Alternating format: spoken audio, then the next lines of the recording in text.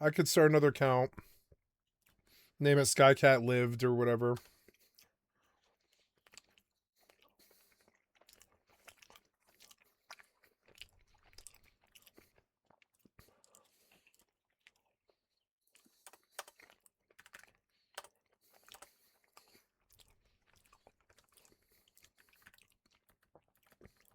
Oh, I don't have fire clusters or fire crystals. Mm-hmm. Mm-hmm.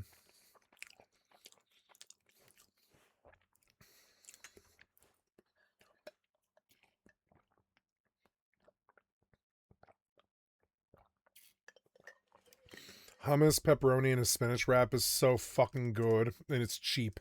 It's like $2.25 or something like that. So fucking good.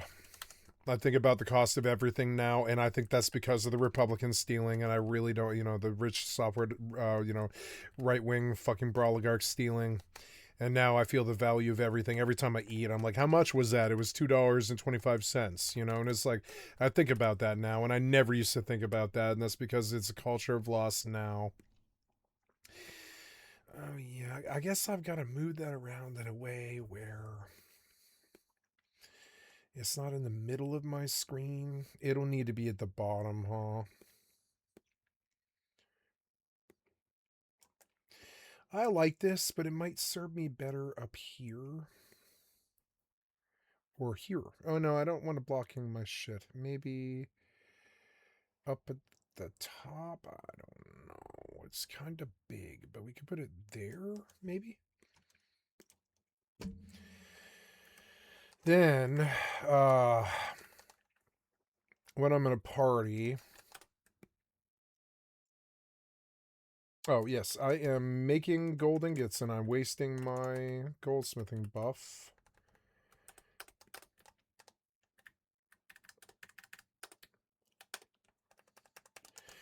Okay, let's go dump wood. I love making all this mortal money.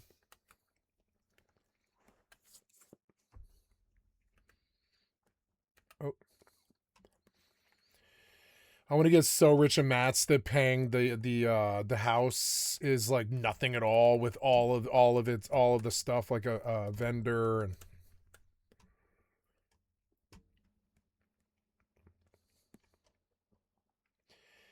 I mean I'm getting there already. Look, I have 1,600 gold. That's a lot better than I've ever done. That's way well. I got more than that. I got like 1,800 gold or something. That's way better than I've ever done. So, hi, kitty. Did you enjoy your dinner? Yeah, did you? Okay, well, you can have some lap if you want it back. Back in the lap, kitty. Back in the lap, kitty. My kitty, I played with her for an hour today when I woke up. And then she was outside for like 3 or 4 hours today. And she's a much happier kitty. She's not all stir crazy. She's not complaining. She's much happier. I'm going to force her outside, even if it is cold, every day for like 3 hours from like 3 till 6. And then I'll be like, come in for dinner. And she'll come. Oh, kitty. We'll let you outside every day at like 3. And then when the sun comes out, I'll let you out at 12. And you can stay out till 9. Oh, listen to her purr. Will you purr for the camera? Or sorry, for the microphone? Oh, yeah, purr for that microphone, kitty. We just love you. You purr so loud. Oh, listen to the kitty purr. Yeah. Oh, you're so loud. You guys can't hear it, huh? Let's put the microphone closer to her and see if I can mic her. Yeah. Look at that thing. Yeah, what is that thing?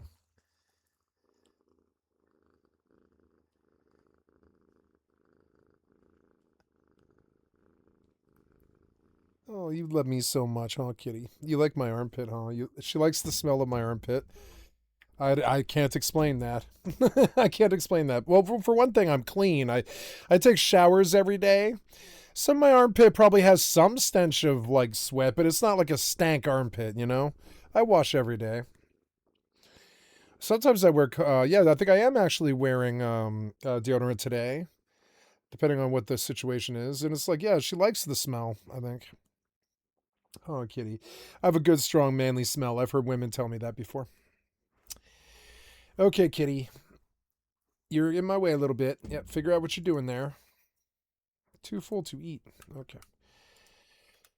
So here we go. We're going back out. We're going to chop some more wood. Chop some more wood. Here we go. Going back out. I'm going to chop some more wood. Chop some more wood. Chop some more wood. Play this that video. It has that we've seen many times. A key factor. I have really good lemon meringue and almond torte for dessert, which is amazing. But I'm going to have that in like, when I go to bed at like 3.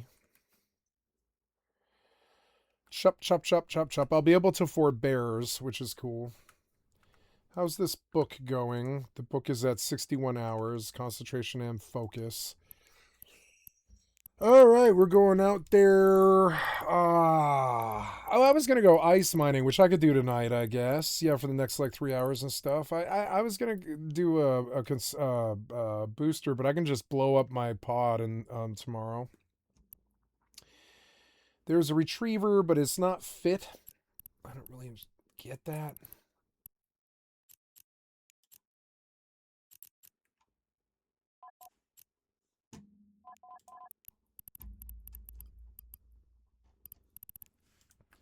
Oh, the kitty.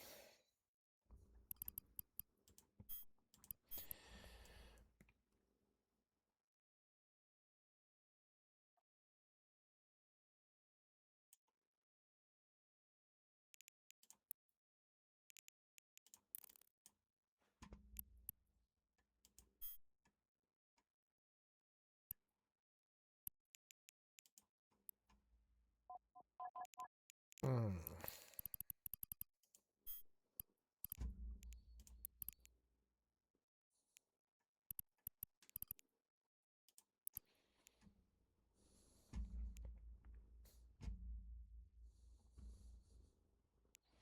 Oh, listen to that kitty purr. It's so beautiful.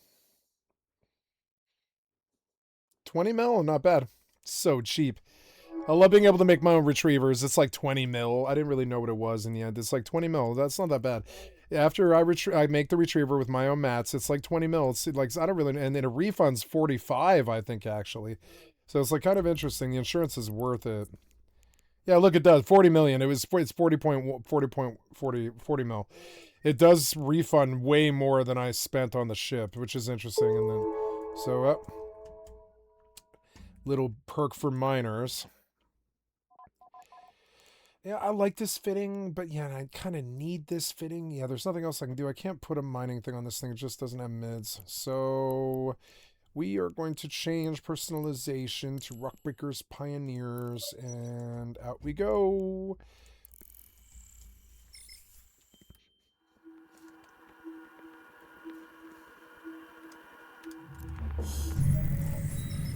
What are you doing?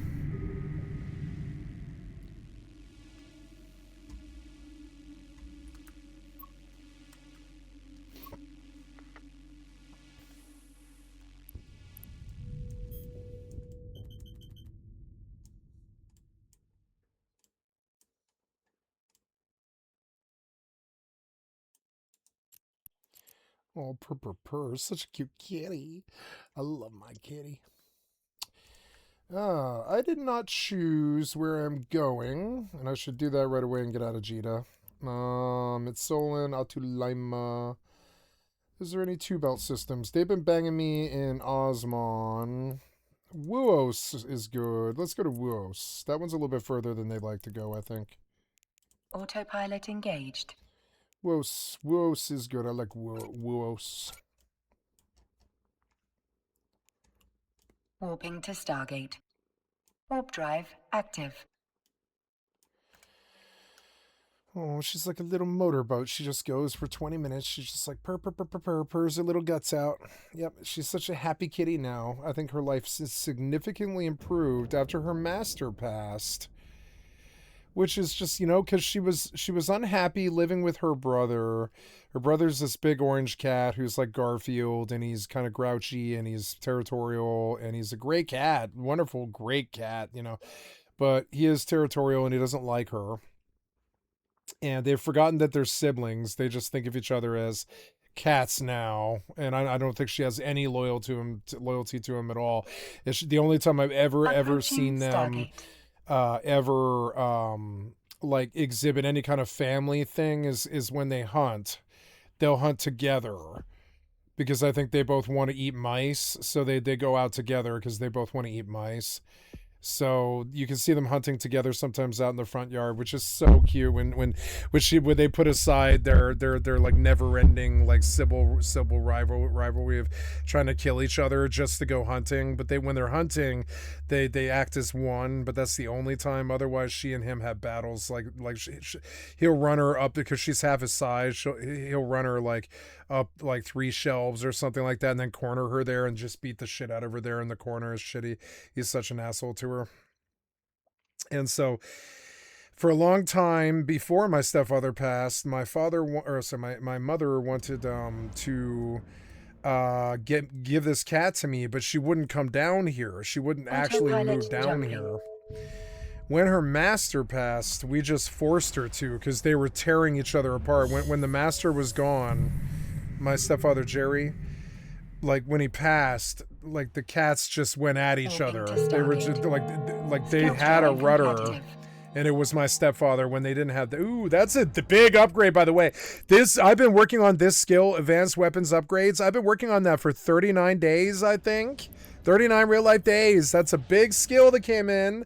Ooh, yeah, weapon turrets and launchers on advanced weapons. Yeah, that's fucking great. That's a big skill, you know. Hell yeah. Where was I in the story? So the cats, when my stepfather passed, it was a really hard time for us for about 3 weeks, because it was, it was hard for like, it's still hard. It's like 6 months. My mother's still going through it, but it was really hard for like 3 weeks there, and we only had to focus on the funeral and cleaning up the house and getting things ready and doing the transition and paying all the bills and getting things switched over and all this crazy shit.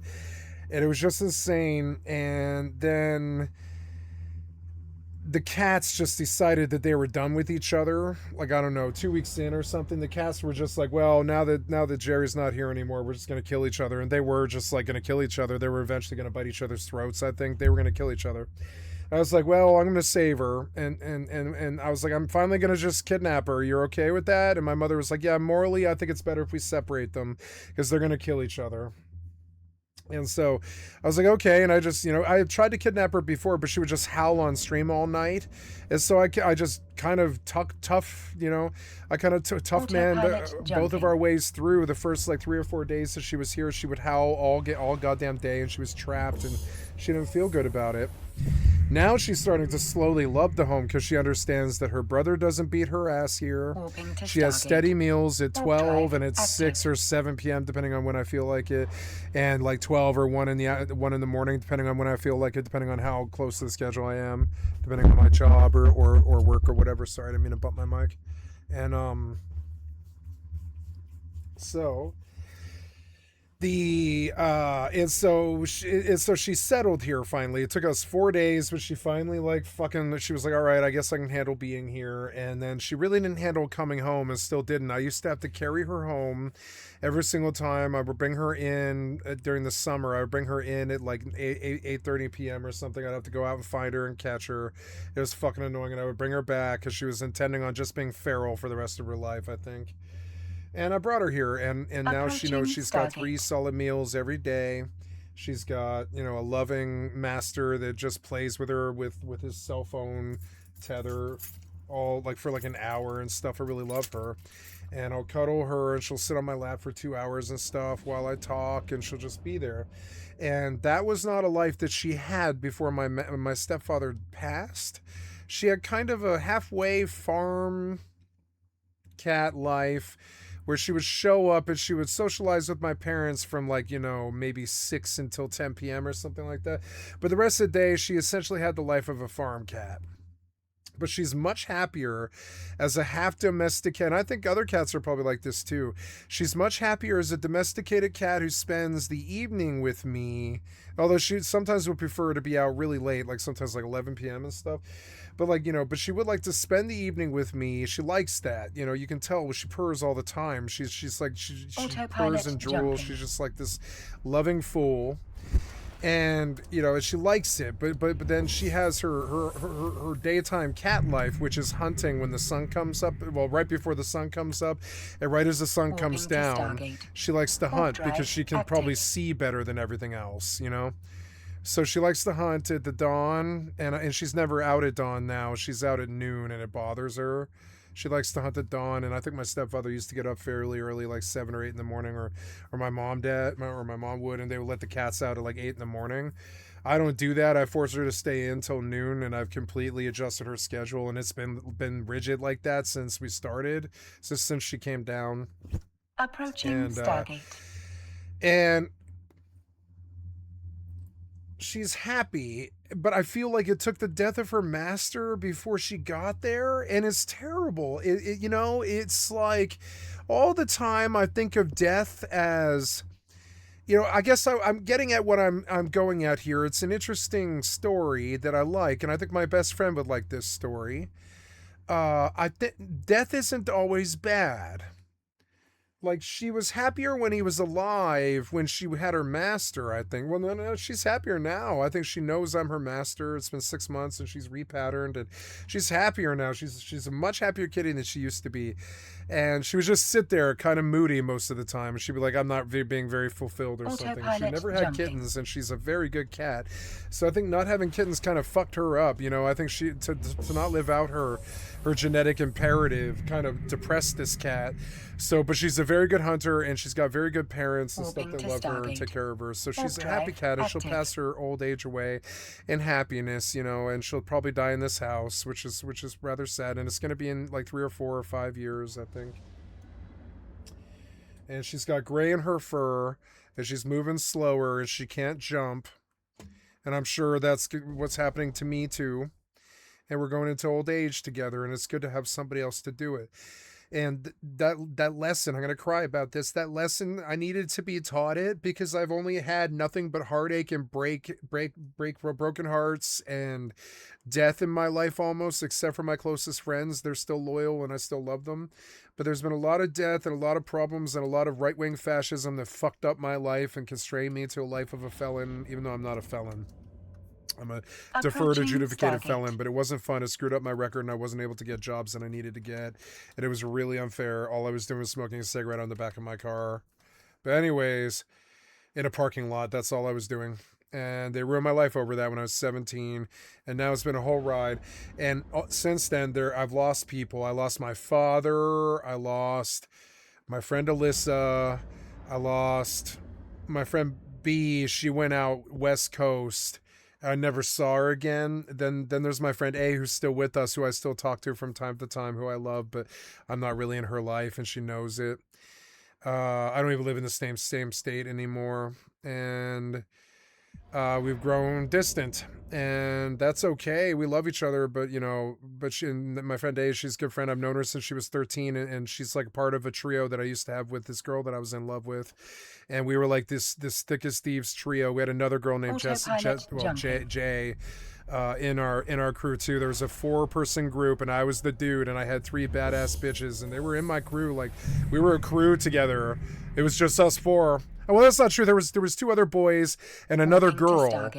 But like after all that ended, after they moved out and everything, and we lost our apartment complex because he had to sold it out from under us.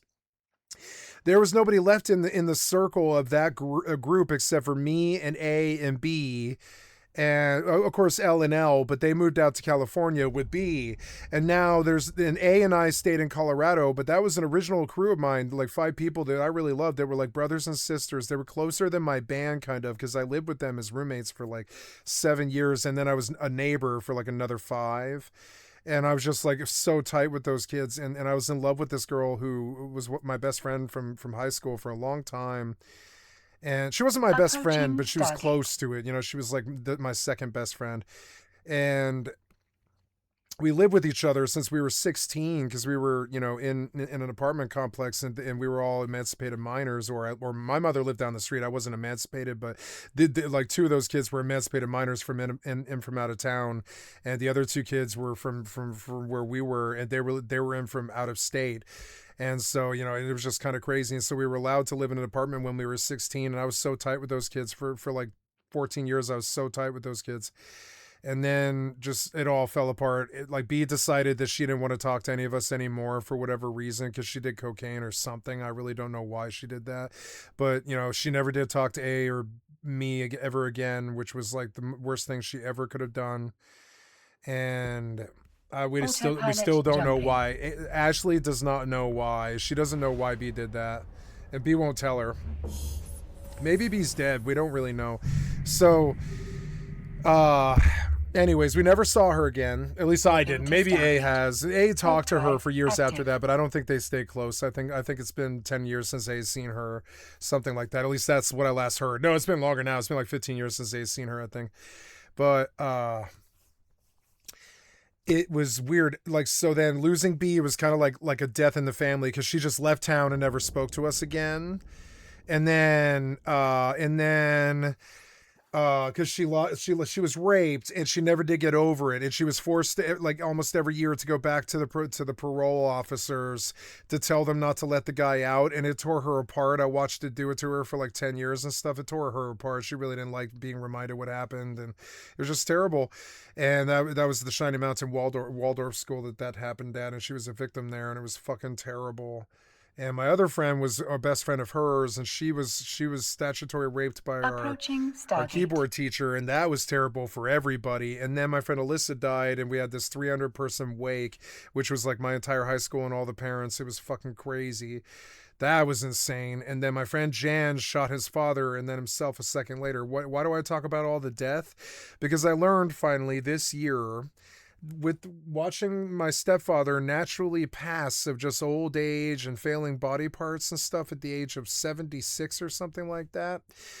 And then watching my cat re-pattern on somebody else and get much, much happier. Even though she was very happy with him, she wasn't as happy as she is now. We wonder at it sometimes. We marvel at it. Both my mother and I, we sit and we look at how deliriously happy this cat is, because she wasn't like that for the first 14 years. My mother tells me all the time, she was like, she's a dour pussy who's never been happy, who totally fights with all the other cats and never patterns on anybody and doesn't purr. It doesn't hang out with anybody. And she's like, the day she met you, her life got way better. And I was like, well, yeah, because I always accept everything and everyone, you know, it's easy. And, you know, and the cat and I get along like peas and carrots and stuff, but with my stepfather's passing, her changing to a much happier mode, and just seeing her life evolve into something that was what she was seeking all along. I saw somebody whose life completely changed for the positive after death. And I saw death differently. I see death, as of today, I see death differently. I had an epiphany just now, where it's like, it took my stepfather's death for her life to get better. And this was because he had two cats, and his favorite cat was her brother. And because he had patterned on her brother and took him as like his main cat, she was sort of left out, and my mother didn't like her. And my mother and my stepfather shared the orange cat, and the gray cat was just his sister that lived in the house and was just sort of standoffish. And now she's like this wonderful, loving cat who sits on my lap for 2 hours and purrs and stuff. And she's a great mouser, and she keeps the mice out of my fifth wheel. And she's like really valuable cat for the farmhouse life that we do. And I see that while death was bad for her and she lost her master, and she was bummed out there for about a month before she just totally forgot it happened, I think. She was like, you know, she was completely metamorphed into a much better, much higher quality cat Autopilot with a jumping. much better personality and a much happier life with more food that her brother doesn't steal, Autopilot and her, you disabled. know, and her brother Waypoint doesn't fight with reached. her anymore unless we let her in the house by mistake or whatever, and she doesn't have to get bullied all the time by her brother, and she's a happier cat. Now, was it her fault that my stepfather passed of natural cause? Well, they were kind of natural causes. Like, they put a mesh in his stomach and it herniated and he died of that. And and there is a lawsuit that will eventually pay out a lot of money, but it won't happen for another 5 years or something. But yeah, it's crazy. I've been meaning to sort of share that news, which I've not done, but it's like we're potentially looking at a fairly, not a large settlement, but just like a settlement due to the mesh that killed my stepfather. They couldn't prevent that mesh from killing my stepfather, and there is a class action lawsuit, and we joined it, and that product was faulty, and the doctors have agreed, and it's going to be a slam dunk case, and the tort lawyer is going to win, but it's not due until like 2029 or something. I don't remember the date. It's like 28, I think. And so yeah, someday in like 3 or 4 years or whatever, that thing that killed my stepfather, it wasn't natural causes, but it was like, you know, he just had a hernia in his stomach and they put a mesh in there, and those don't normally rebel, but his rebelled and killed him. And so it, in a way, his death will make sure that my mother will never want for something again in a couple of years. Like, not want for something again. She'll want more. I think she likes expensive lifestyles, but she'll never have to worry financially after that settlement, I don't think, which is insane. And of course, I stand to inherit that after she passes, and I can't really understand the reasoning. It's like God laughs, I guess, is how I put at it. Like, I'm not really a believer, you know, I'm an agnostic, but like God herself laughs or whatever in my heresy or whatever. But it's like, yeah, God herself laughs as she like wipes out an old man and brings in a young man's life, and like, you know, and makes sure that an old woman doesn't have to worry in her old age, and you know, and that a cat can metamorph its life into something where it has a master and it's happy. It's the happiest cat I've ever seen in my whole life. This cat's like fucking deliriously happy because she's been waiting for this for like 10 years, and it finally came. And so she just sits there and purrs for me for like 45 minutes sometimes, just letting me know that she's extremely happy that somebody finally took her as a best friend and as a master, and you know, let her like pattern and let her sleep with me and all these things. And she needed somebody very badly. My cat was very, very lonely. I had no idea until she joined my life how lonely she was, and she tells me all the time, kind of in the way she meows, and she misses her mother and her father sometimes, and she goes up to the house and she sees my mother, and she realizes that my mother and her have never gotten along, and neither does her cat brother. So she's like, oh, well, you and I, we're kind of like different down here in the fifth wheel. And I'm like, yeah, I'm different. I'm the black sheep of the fucking family. Everybody else was normal. I'm the black sheep. Come live in the fifth wheel with me. You'll have a better life. And it was like that, you know. Oops, I bumped my mic. Sorry, I keep bumping this fucking pillow into the mic. I'm going to stop. There we go. So, and that's the story. It's like, you know, while it sucked so bad. It was 8 months of torture when my, it's been, I think now 6 months of torture or something like that. Since my stepfather passed, where we like painted the house, because we were in the middle of painting the house when he passed. So I had to finish it, and I finished it, motherfucker, not handyman's or anything like that. I finished the painting. It took me 5 days of 5-hour shifts and stuff. It sucked. And like, then we had to do the funeral. That sucked. That took days. It took days of prep and work and stuff. We had to take 19 big pickup trucks worth of trash out of the backyard because my stepfather was a hoarder who had all these crazy, I would call them bio-safe gardening methods, and he was welding barrels so that they could be tiered gardens and stuff like that, and he left a lot of garden waste and stuff lying around, and he was a hoarder, so he would come home with anything that he could find as he was driving around his neighborhood and stuff like that, and so then that all fell to us, and it was like torture there for like 5 months, and it took 19 dualies. That's like the biggest pickup truck. It took 19 dually loads down there to the fucking to the landfill at $125 a pop or something like that, because they see us coming out here in this small rural area, so they charge a lot of money for for landfill services, and it was just like kind of crazy. And for 6 months there, it was Warp drive crazy, and to active. see the metamorphosis of like my mother's getting better, the cat's getting better, the death was very bad for everybody, but it was like, everybody's getting better, even though, there's other problems that arose and stuff, like health issues with my mother and stuff. There's still, like still barriers, but it's like better. And it's proof that not all death. My stepfather passed peacefully. They surceased pain for him at like 9:15 in the morning, but he died at like 4 p.m. and they just cut off his brain, and they cut off the pain to his chest, and he had a major stroke, which there's procures and stuff out here.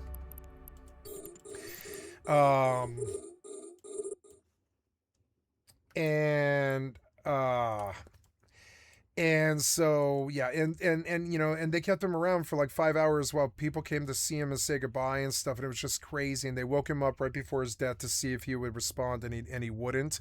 And that was when the doctor was like, yeah, in the next like 20 minutes we're going to end his life, and you should say your goodbyes now. And when they saw that we all saw that he was a vegetable, it was fucking crazy. At first, like my mother wanted an autopsy because she was convinced that the mesh killed him. But the family was like not in question of that. We thought that one of the family members was going to be like, well, that wasn't what killed him or whatever. But no, like everybody I was in the room too. I was considered a family member too, which is kind of crazy. I guess I'm his stepson, so it kind of mattered. But like I watched these baby boomers wheel and deal for like 25 minutes and shit about what would happen after my stepfather passed. And they had their battle, which was like that there would be this settlement, but if there wasn't an autopsy, we wouldn't really know. And so they got the autopsy. The day of, they decided not to do the autopsy, but by the next day, his sister, who actually has money, we don't, his sister was like, I'll pay for the autopsy, I gotta know. And it came back the mesh. And so we were right to do that, because we were already in a tort lawsuit due to the mesh, but now we've got like the fucking autopsy of the doctor's, of the doctor's autopsy, which did prove that the mesh fucking killed him. Well, I mean, the stroke fried his brain, but the mesh caused the stroke. On top of this, he was a conspiritualist who didn't believe in COVID medications, so he had long COVID, which did reduce his ability to deal with any of this, like severely. He was a sickly man. And and I watched them at the end. They kind of sussed out, and they were like, yep. And then the next day they decided to get the fucking autopsy, which was kind of a swing thing that you see out of like a soap opera or something. Everybody was like, my mother was like, I don't want the autopsy, I know what killed him, it's the mesh. And they were like, we want the autopsy. And she was like, why? They thought she would want the autopsy, but it was the other way around. My mother was like, why? We know the mesh killed him. And and they were like, yeah, we all knew that it was unanimous agreement. His brother, his sister, I had no idea what was going on because I was from out of town and shit. I was like, they had seen him decline. I didn't see him decline until like a couple of years when I moved in. And like, and they had been there watching it for like 10 years and stuff, and they knew what had happened to him, and everybody was in agreement. So then eventually my mother was just like, all right, let's get the autopsy. And they did, and it was the mesh. And that at least gave the family the closure that they needed. And on top of it, this man was a famous angel healer. So his wake funeral, while it was fun, it was like a job. It was like a production that we had to put on for like a week, because it was like, it was like 6 days of build up. We had to book a place. We had to get all kinds of clothes together. I had to go clothes shopping and shit. It fucking sucked. Deaths in the family fucking sucked. They take so fucking long. They took weeks, and all in the background, I was like, my career's dying. My career's dying. It's like the death of somebody else is causing my career to die. So I was like slavish. I was like exhausted. I would work 14 hours a day. I would get drunk because I was fucked up over the death of my stepfather. I would go out to the garden garden and I water for like 2.5 fucking hours while I would just sway around on my fucking feet, trying not to fall asleep on my fucking feet. I would stumble up there and I would like eat my dinner wooden at the table and I wouldn't say anything while my mother watched TV and shit. Because I was just dead. I was like dead in my soul. I was exhausted. I put all my work into my job every day and I was drunk most of the time. So it was just fucking crazy. And, you know, and all of that. It like, you know, it was bad. That was the bad side of the death, but the good side, there was good sides of the death, which was that my cat got her life together. You know, that's something that you might not think of when somebody dies or passes away, but maybe the people around them, maybe those people realize that they don't have that crutch anymore, so they just metamorphosis like my cat, and they just become a completely different being. That's what happened to my cat. She was like this scaredy cat, little scaredy cat, you know, kind of quiet, reserved wallflower who didn't really participate with the family and didn't participate with anybody, to like this loving cat who follows me around like a dog and purrs everywhere she goes and greets my mother with a meow and all this stuff, and has totally changed into a completely different thing. And I have to take that as a lesson for being like, some results of a death are, it's bad. Maybe some of this, it's like, you know, God never closes a door without opening a window or something like that. All the, you know, maybe not all of it is bad, because like I had up until today, I would say, I had a completely negative view of death. I just thought it was like, you're in the ground now, you're burned to ashes, or you're in the ground now, or maybe you're in a mausoleum or something, who knows, but you're dead, and the barnacles will eat your head when you're dead. And that's Ugly Casanova. That's a Modest Mouse sister band. And I thought that death was just this thing that nothing happens, right? But honestly, I now sort of believe in the afterlife, in the respect that like there was an afterlife after my stepfather passed. His cat metamorphed into this totally different being with a much happier life and a different reality, a different home, and all this stuff. And seeing the cat do it has given me the bravery to do it myself. Because up until today, I thought death was entirely bad, you know? But I guess everything, you know, changes as good as the rest. That was what I kept saying to my mother. She was like, it was so bad that this happened. This was so bad. The timing was so bad. I think he planned it and all this stuff. He knew he was going, and he wouldn't tell me and all this stuff. And I was like, I don't think anybody plans their own death. And I was like, change is as good as the rest. He was in a lot of pain. He was miserable. He wouldn't see doctors and stuff. Maybe the change was a good thing for him, you know? He had long COVID. It was torturing him. I did an interview on my stream with him.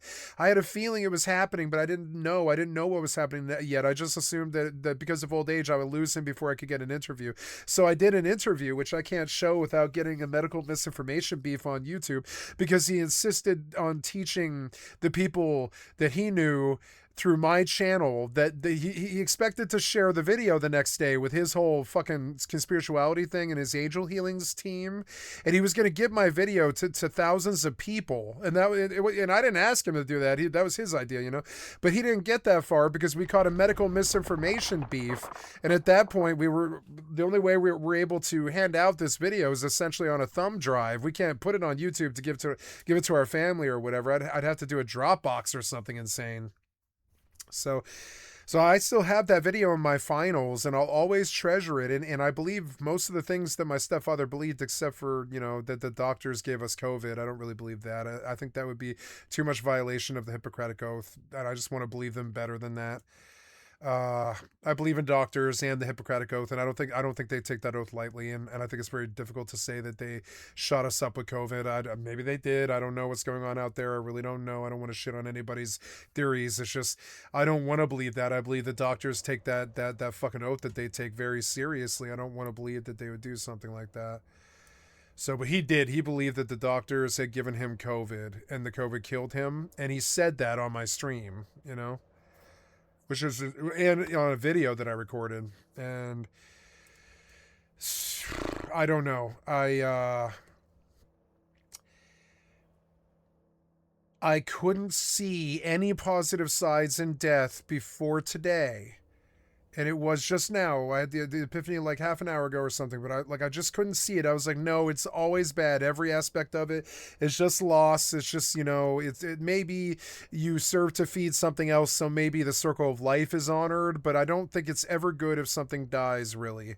It's good for the circle of life, but it's not, and it's good for like nature, but it's not good for like humans. I don't think it's very good for humans' death. I don't think it's this thing that we handle well. And now this orca left. I wonder if he's scared of me. I don't know.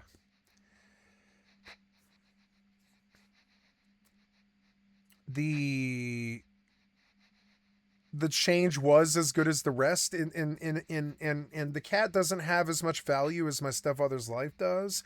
But if something was going to get better, I'm happy that it did get better. The cat's life got better. It got better. She's a much happier cat, she would say. I would think she and I would say now than she ever has been. And it was so sad that it took until she was like 14 years old before she knew what it was like to have a really kind, loving master who took care of her and dotes on her and medicates her when she's sick and stuff. She never had that. So what she did was, my stepfather took good care of her and took her to the vet and stuff, but he paid attention to her, and he fed her treats and played with her and stuff, but he did not pattern with her.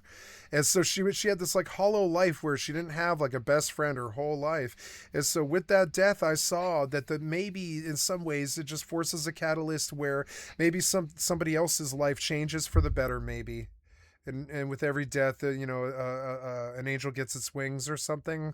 That's what my stepfather would probably like me to say.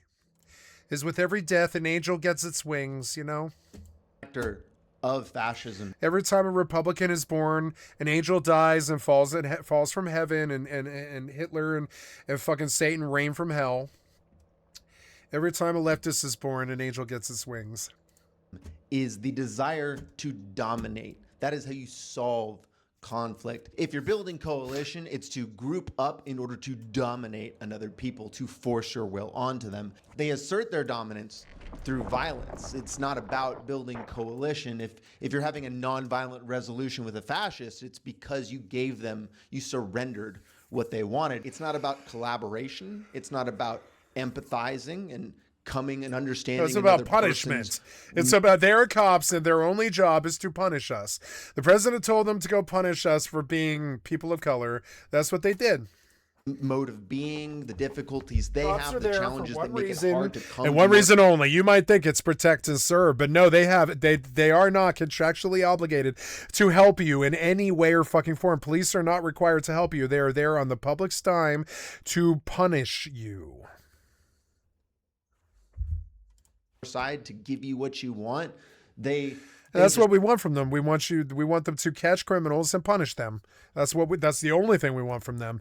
It's a good deal, Robert's rules of policing, until they add ICE and start like taking orders from politicians that we don't like. Want to take it. If you don't give them what they want, they're not going to look to collaborate with you to find a middle ground. They're going to look to take what they can by hook or by crook. That is why you will hear the right wing talk about toxic empathy, because empathy is a barrier. For like 30 years, we called them pigs. Now I'm just going to call them the system. I think it's kinder to making you a more violent, aggressive. We all know how bad the system is. Nobody needs to put a descriptor next to the system. It's the worst thing in mankind's history. Person. Bill Clinton in the 1990s, it was all about empathy and sympathy. I can't stand the word empathy, actually. I think empathy is a made-up New Age term that it does a lot of damage, but... New Age term from 1858, you fucking idiot. And that's why militarism is glorified under fascism, is because they need to create violent people who are willing to assert their dominance. Is fucking it's about New Age. A hierarchy for people to rise so that... You think Jesus taught this message, that the message that empathy was bad? They can get in the position of being able to dominate other people. And, the thing about militarism is who fights and dies in wars? Well, it's not the rich people. It's not the people at the top doing the dominance. It's the people below. It's the grunts that are handed a fucking gun and said, get out there. Great job. Try not to die too fast. The goal is really to get you to seek a violent death. And that is why, look up Dave Grossman, the creator of Killology or whatever, all these psychological training programs for our U.S. military, they don't create healthy people who can have normal relationships. And it creates a lot of problems when those people leave those military environments and are being expected to, operate with some sort of level of empathy with their fellow human being and community member. To justify these dominance hierarchies that put specific people on top, you got to give people a reason to believe that they are better than others. And so to do that, they reach to a mythologized past, a fake, totally.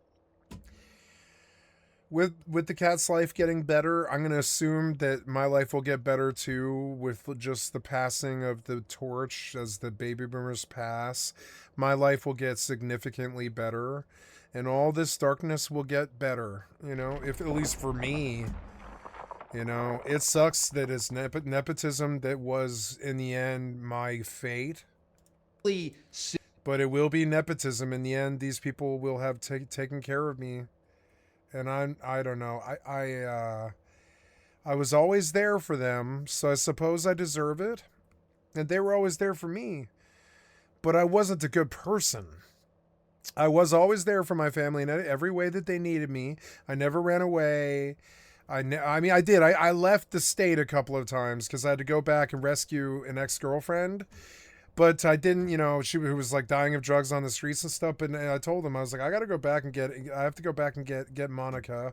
And they really didn't want me to, but I was like, no, I have to go back and find Monica.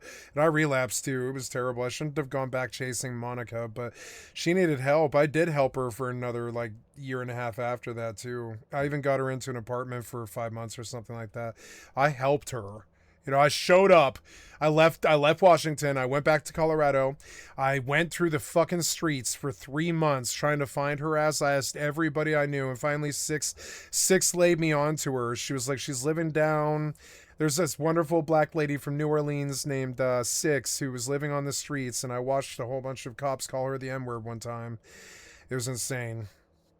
Right there in Denver, right there in the fucking downtown, right there, I watched a whole bunch of cops watch her and tell her to shut up, N-word, which was insane.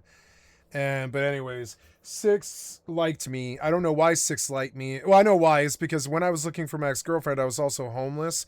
So I just was like, well, I know where she's going to show up. And she's going to score dope downtown at fucking, at the park. I know where she's going to end up in the end because she doesn't have a dope dealer. Or if she doesn't have a car, she can't go meet her dope dealer without a car. That's like a requirement that they ask. They're like, if you want to come get dope from us, you can't walk up to the sidewalk. We're not meeting you on the sidewalk. We'll like come out and drop something in your back seat. We're not, they were not down with us walking up to the building. They really weren't. That's really bad foot traffic just coming up to your high-rise tower. It's fucking bad. So. But anyways, so I went downtown and I met Six and I met Six by sleeping in the park in downtown and in the park for 3 weeks. And I met all of the grunge punks of Denver and all this stuff. And I was down there for like a year and a half, but I did live in the fucking arches of the fucking, what's it called? Civic Center Park. This is back before they changed it. But on the left here is some arches, and I lived underneath these arches here. See it? These arches right here. I lived under these arches for 3 weeks, and right back in here, we would at night from like 11 p.m. Till like 4 in the morning or whatever. You would walk down to other alleys nearby, and you would sleep in the alley where they wouldn't harass you and stuff under like whatever you could find to get cover from the elements or whatever. And then you come back out at 5:15 in the morning, and you sit here under the arches all day long, getting high on methamphetamine, crack, heroin, whatever the fuck floats your boat, marijuana, a lot of marijuana, probably that the most. And, and just sitting there drinking, whatever it is, you're just a wasted drunk on the streets. Nobody tells you what to do or anything like that. And I sat there for 3 weeks until my ex-girlfriend showed up one day, and I spotted her from across the park, and I showed up, and she was like, what the fuck are you doing here? And I was like, I've been back here like 3 months looking for you. And she was like, what? And I was like, I've been back here 3 months living in the out the back of a fucking burnt out restaurant or downtown under the Civic Center arches looking to make sure that you aren't dead. And she was like, IOY. I can't believe you. And I was like, yeah, I mean, I'm just here just to make sure that you're okay. I'm not here to ask you for anything. I don't need anything from you. I'm just here to see if you're okay. I needed to see it with my own eyes because you've not had a cell phone for like a year and a half. I needed to know if you were okay. And she was like, yeah, it's okay. You want to hang out with me? And I was like, yeah. And then we just struck it all back up again. The way, I separated from her for about 2.5 years, 3 years or something. And I just went back to her immediately the minute I came back into town. And I look out for her when I'm around her. The first time I had a taxi that I drove. The second time we were just homeless on the streets until my friend Tim gave us $600. And we were able to make the down payment into an apartment. And we lived there. And I worked at a gas station for 5 months until she just couldn't stop getting high and scared the fucking roommates so bad with her heroin talk and her heroin appearance. And my roommate was just like, you guys got to go. It's obvious that you're fucking heroin addicts. You can't live here. She was like, it's obvious that you're functioning addicts and that you work. But she was like, because my ex was a stripper and I was a taxi driver and we were doing fine. Or sorry, I was at that point I was back to gas station attendant because I lost my fucking Uber ride. But yeah. And so then we were like that for 5 months or something. And then she decided she was just going to go full-blown crazy on black tar, meth, and heroin. And she started shooting up heroin. She was only smoking it at that point for the whole 5 years that I knew her. But she decided she wanted to just go crazy on needles. And at that point, when she... right across from Civic Center Park, you can almost see where we were. Right back here at 14th and fucking Bannock. I'll never forget it. It was the last time I ever spoke to her. We were sitting in a minivan with another junkie who was sick, and then there was another guy driving the car, and I was on the back right, and she was in the middle. And he handed her a rinse, and he was like, "You can't do the rinse though." And she was like, "Why?" She was like, "Give me the rinse, it's mine." And he was like, well, but I just used it. And she was like, "Well, that's fine, whatever." And he was like, "No, I have Hep C confirmed, and I have AIDS, full-blown AIDS, not just Hep C, but also, confirmed HIV AIDS." And she was like, "Okay." And she just took the needle and she's like looking at me. And then she was like, "All right, I'm going to do it." And I was like, "What are you fucking talking about? No." And she was like, "I have to get high. I'm sick." And I was like, "No, no, no, no. Give me the fucking needle." And she's like, "No, nope." And I was like, "Give me the fucking needle." And she's like, "No, I'll stab your ass with it." And I was like, "I believe it. Okay." And I was just like, "All right, I can't watch you do this. This is it. This is right back here at 14th and fucking Bannock, right here. I have a lot of memories around this whole area and stuff."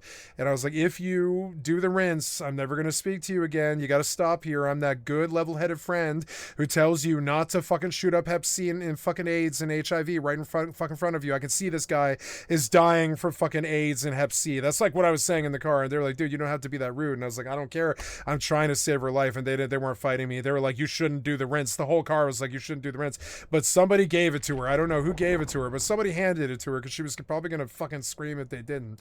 And so, and then as she shot it up, I got out of that van. I was like, "Fuck you, Monica." And I was like, I just walked away. Yeah. That's another example of death in my life, 2 people dying there. And her boyfriend died, like her boyfriend that she knew for like 7 years and shit died while I was out of town. Like just fucking crazy. He'd same shit, overdose. He had probably I can't remember the name of it. What is it? It's lupus, I think. Yeah, it was like lupus. I can't remember what he had, but I think it was lupus, something like that. And he died, and that wrecked her, and she just went to the streets, and I had to pull her out of that. And we got out of it too. We even I got her off the streets. We were in an apartment for 5 months. She was able to take showers 3 times a day. She was so fucking happy. She's like, "You are saving my life." And then, but she just couldn't stop doing heroin. She couldn't stop smoking, like blowing her stripper money on heroin though. She would come home and stink up the house of smoking, black tar heroin. And the roommate wasn't an idiot. She hated the smell. She knew what it was. She wasn't an idiot. She was a nice lady. I still respect her. And I was just like, "I'm sorry, I'm dating a heroin junkie." And she's like, "Why are you with her?" And I was like, I love her, and loving a junkie is kind of its own addiction, because once you're kind of coded and path to the person and your fates are kind of entwined, I can't just leave her to fend for herself because she's never done that to me. And it's like this terrible codependent relationship, but I don't do her drug and she doesn't do mine. And we, and stuff, and I'm totally functional. She's not, And I was like, I'm not doing this much longer. I was dead serious about that too. As I was like handing her the key, I was like, yeah, we're leaving. I'm terribly sorry. She was like, I got to ask for the key, and I was like, no problem. You can have this key if you're evicting me. I understand. It's good. And I was just like, oh, god damn it. And we had a nice place where you could go out on the fucking patio at night on the roof, and it was really beautiful. And just watch the sunset in Denver. It was my dream to have a place like that in Denver.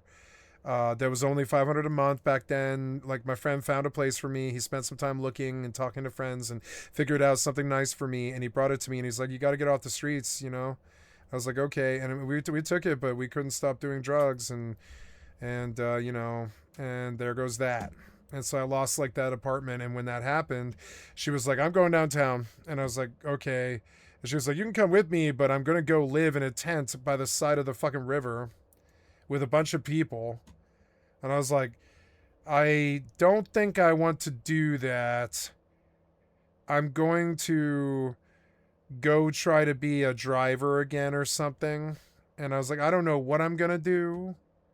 I'm going to go see my friend P, and I'm going to sleep on his couch, and I'm going to figure out something else, which I did.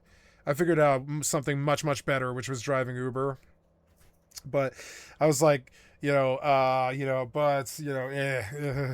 and they towed my car and all this stupid ass shit. But it's like, that's another death that I think, in a way, was of an aid to me, because it was my wake up call. Watching Monica shoot up the fucking AIDS and Hep C right in front of me. It was watching somebody kill themselves. I had argued with them first. They pulled the trigger first right in front of me. They didn't even care what I thought. They didn't care. The addiction was so bad for her. She didn't care about that. She was so sick. She was like, end this feeling now. I don't care. I'd rather do this than have this feeling. And she was that sick. She hadn't shot up in like 2 days or something. She was fucking sick. She was so sick. She was like shitting herself every 4 hours. And, she was fucking sick. And she was like, I don't want to feel like this anymore. And I was like, I understand. I get it. I can't tell you what to do with your body, but I'm not going to force you. I'm not going to grab your hand because I know you'll jab me with the fucking needle. She was like, I will, It was fucking insane. She was like, you can't stop me. And I was like, okay, I'm not going to fucking stop you. You can do whatever you want. I was like, you should not do this. I'm telling you right now. I couldn't look. I was like, I can't believe you're doing this. And I just got out of the van. I never spoke to her again. I've never had a moment like that with somebody before. She was like my wife, and it was like our divorce. I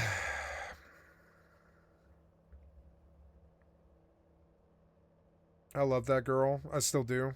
And yeah, and that's what the Arches remind me of is 14th and Bannock, where I watched this girl shoot up her fucking AIDS and Hep C. Fucking shitty. It was right there, back there. I can see the parking spot, 14th and Bannock, right back here, somewhere on the triangle, right by the Civic Center courthouse. It's to the left of this a little bit. There. So there's a better shot of it, right? So we lived on the front left arch that they just showed. See if we can get better pictures of this, right?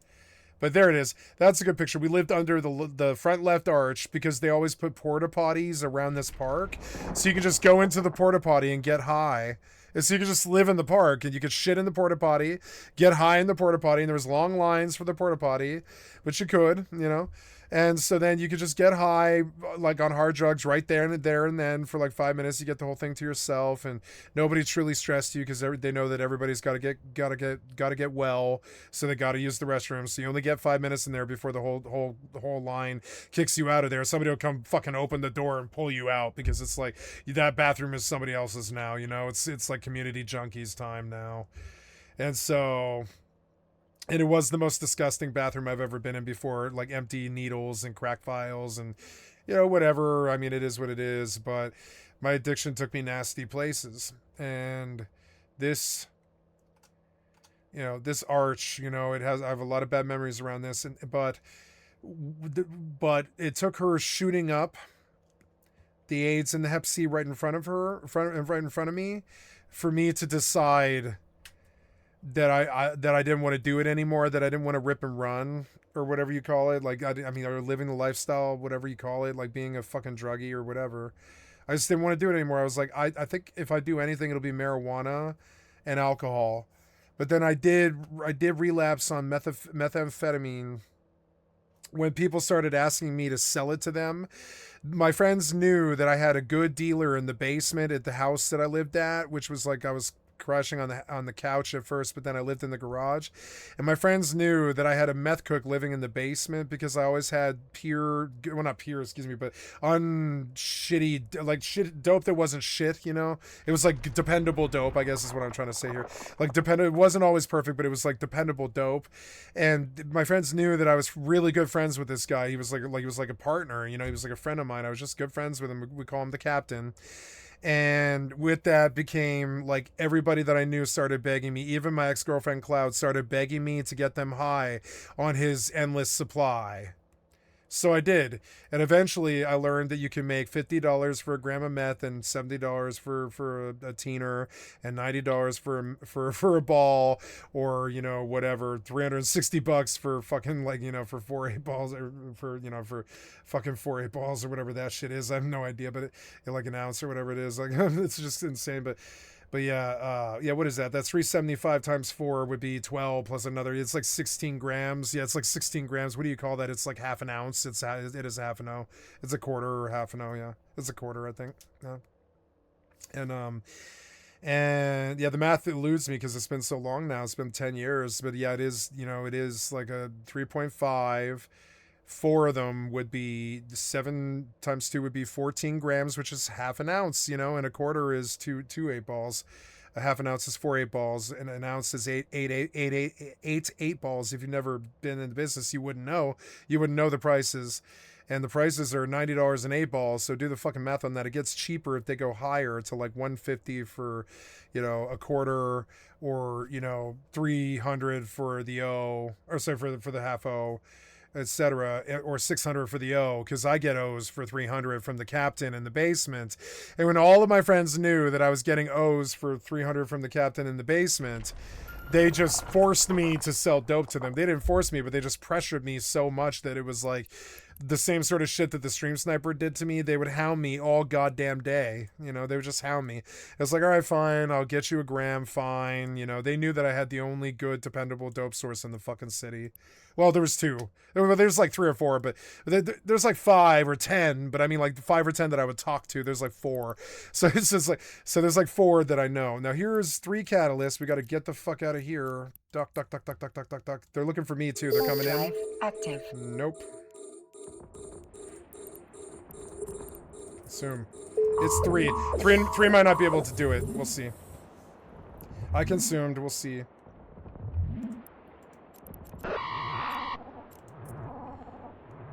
Please kill them. Please kill them. Nope. Thanks for that. Shady, Samwise, Bilbo, Shaggins, and Beef Faramir. Nice. Wow. Why did all these Mackinaws show up? What the fuck?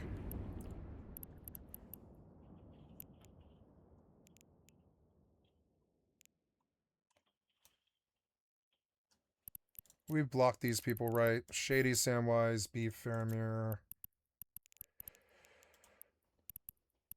Yep.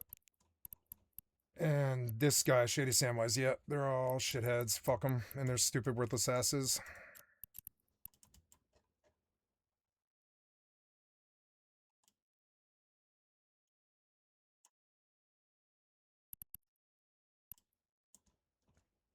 It's a retard who uses the word Chad. You can fucking see it. Worthless pieces of shit who use the word Chad.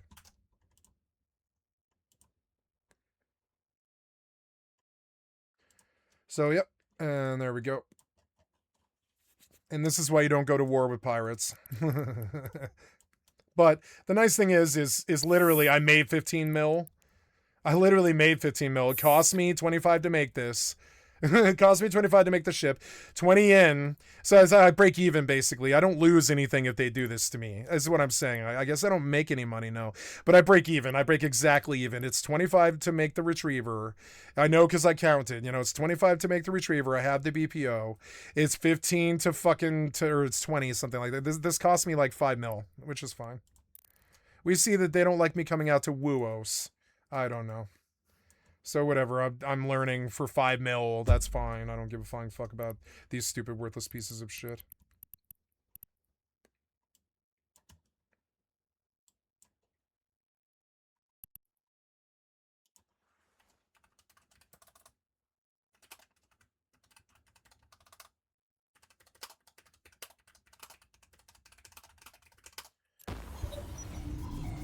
Stupid honest scum don't deserve the game. Which is true. I wouldn't say it if it wasn't true. You know me. I only speak in truth. It's fucking crazy. So it's like some autistic thing about me. I wouldn't say it if it wasn't true. That they're not worthy of me even speaking to them. You know, fuck them. So they kill me at Willis and I lose 5 mil. I made what 50 mil today. Oh no, I'm down to 45 or whatever. Fuck it. Get me in another retriever. Get me back out somewhere the fuck else. I don't care. Gonna just do something real quick. I can't believe I have to do this. Rust players make you do this too. These worthless, scummy fucking honorless pieces of shit, like that play Rust and Eve and stuff, that have no souls, that are just worthless pieces of fucking internet shit. They do this to you constantly, and one of the funny things is you can completely remove their advantage. Like, you absolutely can. Which is kind of funny. Hi guys, I love you. I'm just giving you my face for just a few minutes here. Give me a second while I make a choice. Bear with me. Yeah. There we go. Okay. We will go out there and, oops, wait, stop. We need the insurance. Yep. Gonna change. Okay, I'm gonna drop it out the big face here, and we're good. And I'll just completely block these stupid cocksucker assholes and their worthless, fucking scummy, honorless lives, and their negative, deleterious effect upon the game, and they're constraining the population to 30,000 with their fucking bullying of unarmed targets and their fucking completely scummy, honorless, worthless lives. And I bully them so much way worse than they do me. I lost 5 mil. They get shit on the fucking internet, and then it publishes forever, and then people don't ever forget how much dick they sucked. So now, right on. Yeah, these were cheap, remember? It cost me, what was it? It was like $180 to make 20 of these? Or whatever it was. Yeah, it was $180, I think it was, wasn't it? It was like $180 to make 20 of these or whatever it was. And I because I had all the mats. So it's just kind of crazy. It's like, I don't know, man. Like, I don't feel loss. And I think that should be like some kind of logistical, you know, indicator for these fucking retards, but it's not, you know. I don't feel loss. I'm back out again in 5 seconds. That's the devs protecting me from these worthless pieces of shit. Go ahead and kill me, whatever. I'm gonna go autopilot. Oh, I lost 7 minutes. Oh no. I lost 7 minutes. Oh no. What am I gonna do? Oh no, I'm gonna cry home to mama about the bad people who suck dick and have no honor on EVE Online. Oh no. Scientific or just straight up, you know, it's just literally fabrications. It's stories they tell themselves to justify the violence that they want to be doing to people. This is where the different groups can kind of separate on their focus, but at the same time they will almost always intermix every one of these things to various levels. Like Nick Fuentes's fascism is based on white people and Latinos being superior to black and Jewish people. And it's tied into his Christianity. But Charlie Kirk's was different because his version of Christian nationalism took the Jews and kicked out the blacks and the brown people. And you've got people like Patriot Front just talking about heritage Americans and shit, where if you're part of this first founding colonies, then you're in, but only if you can prove it. It's all bullshit. Again, don't try to make sense of it. That's the mistake that I made for a long time and why I was really late to calling things fascism that were clearly fascist, because I spent a lot of time really trying to like make this make sense. And it's because it's very clear that it's designed to support whatever the people on top want and just sacrifice all the pawns underneath. The end goal is just to create a in and an out group. And right now, the biggest in and out groups are the in group are white people and men and Christians. And the out groups are queer people and people of color, and women are really on the fucking chopping block right now. God help you if you're all three. And the out group fulfills a very important function of being the pressure release valve for all of the failures and the corruption and the problems of society are just simply blamed on an amorphous out group that can change and shift and just keep people angry and emotionally invested in that war, in that battle. It always goes back to fascism. You gotta be at war. You gotta be attacking at all times. You can never stop. You can never slow down. But the reality is, this way of thinking doesn't fucking function. It does not create a stable society. It only destabilizes society. It slowly Oh no, I lost 5 mil on a 50 every- million day. Oh no, oh no, oh no. Oh no, guys, oh no. The bullies got me. Oh no, the bullies. thing. And eventually, material We should kiss, you fucking idiots. conditions, You're so dumb. the Approaching reality, how much Stargate. money is available, what physical objects are available, police operating, abducting people, who is around And you. I've got more kills than you're ever gonna get in your life.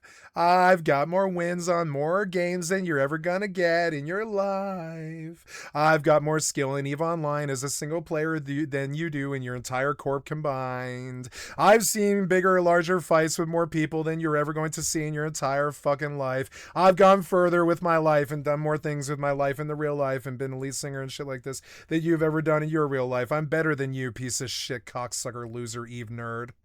Sorry. is living and dying. This happens, and none of this And an evil one too. Like, for instance, last month I had 30 billion in and 30 billion out. Your whole corp doesn't have that because you're fucking bad. You buy cats and gank people who don't have weapons equipped. You couldn't possibly have any money. You're poor in your soul and in your brain. You can see it. Anybody who does shit like that is going to be poor. bullshit can Fucking Walking to poor. overcome that reality for people. Not poor Drive like, you know, active. like I'm making fun of poor people. Like making fun of an EVE pilot who spends all day on EVE Online but still doesn't have any money. So they start to figure it out. And then as society collapses, that is when the suppression is ramped down. And suppression can happen via physical, kinetic, attacks like what is happening in Minneapolis. But most of it is a mental attack. It is propaganda. It is misinformation designed to make you either stutter, not know what to do, or just sit at home in fear. The suppression tactics only work for so long, and they have to keep getting ramped up because as long as the fascists Approaching are in charge, Stargate. material conditions are going to keep degrading. And as much as people want to, I'm just going to hold back. I got to save my money for my kids' college. Okay, well, I can't afford that kid's college. At least I can send one of them to college. Oh shit, I lost my job. Fuck, I can't afford my house. Like, if fascism comes for you eventually, which is why it's critically important to fight back early. Don't wait until you are on the back foot. By focusing their targeting on the outgroup, they're able to convince people that, hey, it's going to be okay. We're going to keep going. We're going to get to the things we're promising. You're allowed to Autopilot kind of like jumping. suspend disbelief at the reality of what you are seeing in front of you. Historically, Autopilot propaganda and disabled. misinformation and Waypoint fear just reached. work really, really well. But the difference this time is we have way better lines of communication. People are much Drive smarter. We have the active. ability to adapt faster. As the collapse proceeds, more and more institutions are abandoned by people who no longer believe in them. ICE, for example, people just want that to be totally abolished. And then the Democratic Party, we are seeing that our resistance party to that is totally insufficient for our needs. And that is the positive part, is that leads to new organizations, new configurations, new ideas that rise and begin to fill the gap, the needs of people. And that is what we all right now need to be involved actively in doing. Otherwise, the future that comes out the other end isn't going to be the one we want. It's going to be the one that the powerful people who have already been doing this and enabling this, it's going to continue to be that version until we take over. Fascism isn't for the normal people. Fascism is for the powerful. Fascist leaders do not respect or care about the people at the bottom doing that work, regardless of how much they will gas them up, give them money, and support them. Their actual safety and happiness is totally irrelevant to the leaders. Fascist leaders know what they're doing is dangerous and puts their followers at risks, and they don't care. That's why you'll never see a fascist leader lead by example. Trump was not on the front lines of January 6th. He fucking did his little press conference and then he went up in a room and just watched the whole fucking thing on Twitter. American fascism exists to protect the horrific crimes of the Epstein class. They invented an entire transphobic the right wing. psychosis in the media Billionaires. in order to divert from their crimes. That is how far these people are willing to go. And again, the soft forms of power using news and media and information is more effective in mass than violence, but they are more than happy to do the violence, to actually have you do the violence, to be clear. They're not going to do the violence. Again, they're cowards. The people out there right now that are still wearing MAGA hats with Trump stickers on the back and waving that stupid fucking Trump 28 flag, they're protecting the worst people in our society, the tech fascists who are looking to enslave us so that they can instate themselves as king. Wealthy pedophiles like Epstein and fucking Trump and all the people he surrounded himself with and all the other tech billionaire people, Bill the Gates, right wing. and Yeah, then the the right people wing. who are just buying their, I don't know. Bill Gates is leftist. currying their favor like Tim Apple, Republicrats. fucking Jeff Bezos, so they can do their little fucking projects, and Elon Musk, who is a central figure in totally degenerating the goodwill between the average Americans. They are totally protected by this system, and the day-to-day, all of us, we're the ones being chewed up by it. All right, that's page one and done.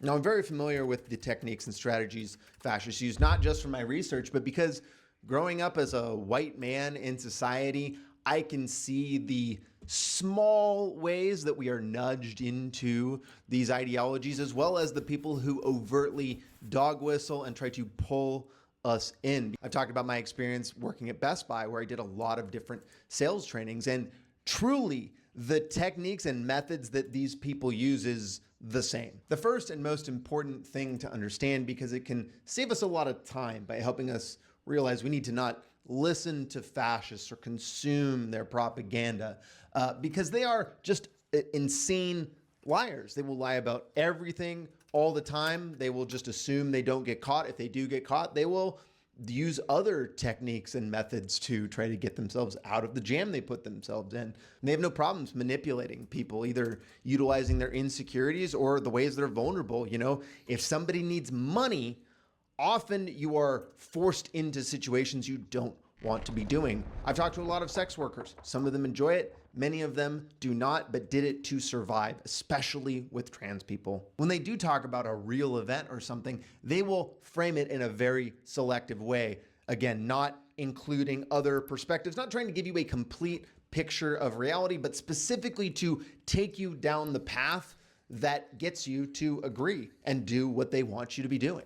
Because before they can get you to start doing what they want, they need to build your trust that they are somebody you should be listening to, that they either know the way or they're willing to bring you up with them. But once you're actually in, once you're behind the curtain and you're in the group, what they're going to encourage is this very lazy, selfish, shallow thinking. That is where, again, the rejection of empathy comes from. Don't think about other people's perspectives. Don't listen even to what other people have to say. If somebody is telling you something that I didn't tell you, the guy you trust and you know, that person's a bad person. They're trying to steer you wrong. They slowly teach you to stop listening to yourself, to your insides, your own mind, your own heart, your own morals and ethics.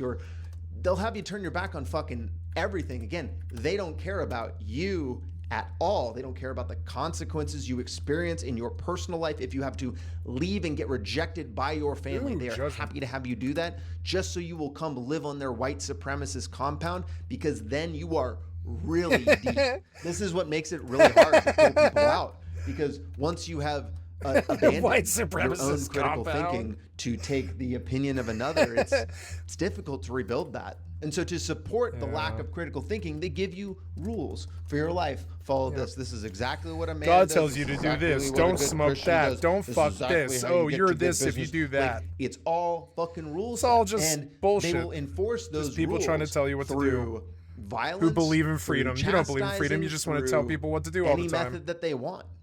Some of these groups where you are involved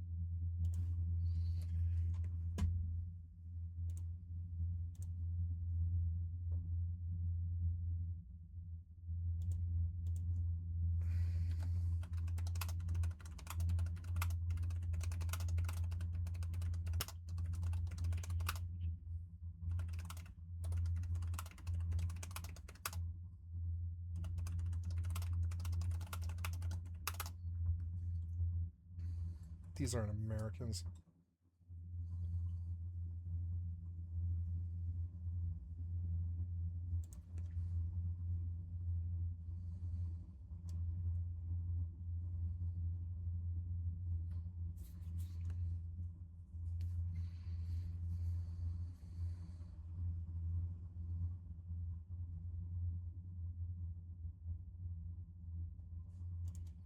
In truly like violent, horrific things, I mean, they might kill you. And that's why, bigger picture, these fascists try to destroy alternative systems, or at least destroy your desire to seek them out and join them. Why do you think the media only calls somebody an anarchist when they're doing something violent? Why do you think that people who haven't so much as read a paragraph from an actual communist or anarchist are out here screaming about that being the biggest threat to the foundations of our country? It's about pulling you along with emotion, reducing your ability to think for yourself so that you can be a drone in their violent army to give them their violent means. The ways they do this are insidious. Again, this entire Epstein class has been at the top of our society. They have been nudging every single system we have in a direction that best does this and creates these types of people. That is our entertainment system, which just spits out bullshit military propaganda slop. It is our education system. If you want something fun, if you want to just totally lose faith in it, just Google how are textbooks assigned, who creates them, who chooses what goes into them. Good luck. And the media, of course, which is totally captured by the powerful, it really expects powerful people, having them on their program, to bring an audience there. It's totally enmeshed. All the incentives are fucked. And that's why we all need to be investing in alternative information systems. You need to be finding the Instagram accounts and the small people on YouTube, and not TikTok anymore. Fuck TikTok. Get off fucking TikTok. But Blue Sky and Matrix and podcasts, you know, going back to older forms of information or media distribution is the way. Zines, local book fairs, that is how you can get the good information that's relevant to you and your community. And that's why it's important for anybody who has been part of these fascist cults to forgive themselves once they realize that they have been misinformed, that they've been drawn into this horrific system. You know, JD Vance and all these idiots talk about apologizing for being white or whatever. I've never once in my life apologized for being fucking white or had anybody ask me to do that. And I run in the wokest fucking circles you will ever find. It's really just about apologizing. Denver's worse. You think you're woke? Ha! Try Denver or Portland. You don't live in the wokest place in the country. You don't. I don't know. Maybe woker than Denver, yeah, but not more than Portland. Anyways. I'm more woker than you. Just kidding. I stopped believing in the parties in 2001. Been 25 years. I'm way more woke than you. I stopped voting for the parties in 2001. I voted for Ralph Nader for 12 years. I stopped believing in the parties until they started running people like Bernie again, and Hillary, which is real attractive to me because I like Bernie and I want a woman in the White House finally. So I'll give them what they want. I've learned now that the Democrats were best left behind way a long time ago. Remember douche in a turd sandwich? I was like maybe 20 something when douche in a turd sandwich hit. That was on South Park. And it was just like, wow, the Republican asshole fucking George Bush Jr. is a fucking douche. But the guy running against him, John Kerry, is a turd sandwich or whatever, and they're like on the same side, and they both are cool with this war in Afghanistan when I'm not cool with it, and I don't know anybody else who's cool with it. I don't know anybody, motherfucker, not even the right-wingers, were cool with that war in Afghanistan the first year. They just weren't really cool with it. And so to see both sides, but the Democrats to like push the same war. Victims, the way that you victimize. Oops, I forgot to change my sound here.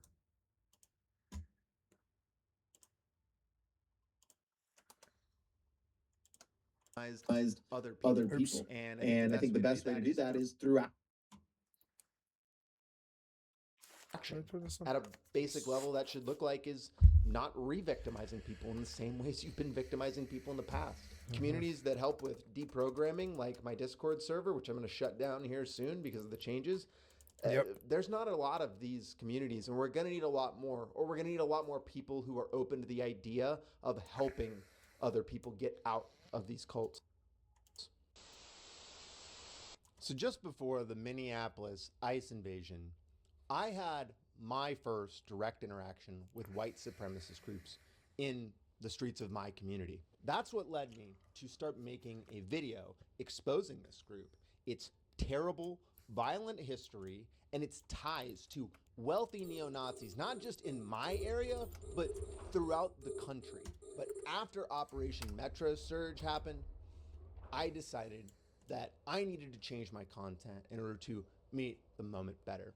So instead of finishing that video and doing all the production I was going to do with that, I'm going to insert that relevant section right here. So let me set the stage here. This was back in December, maybe 2 months ago.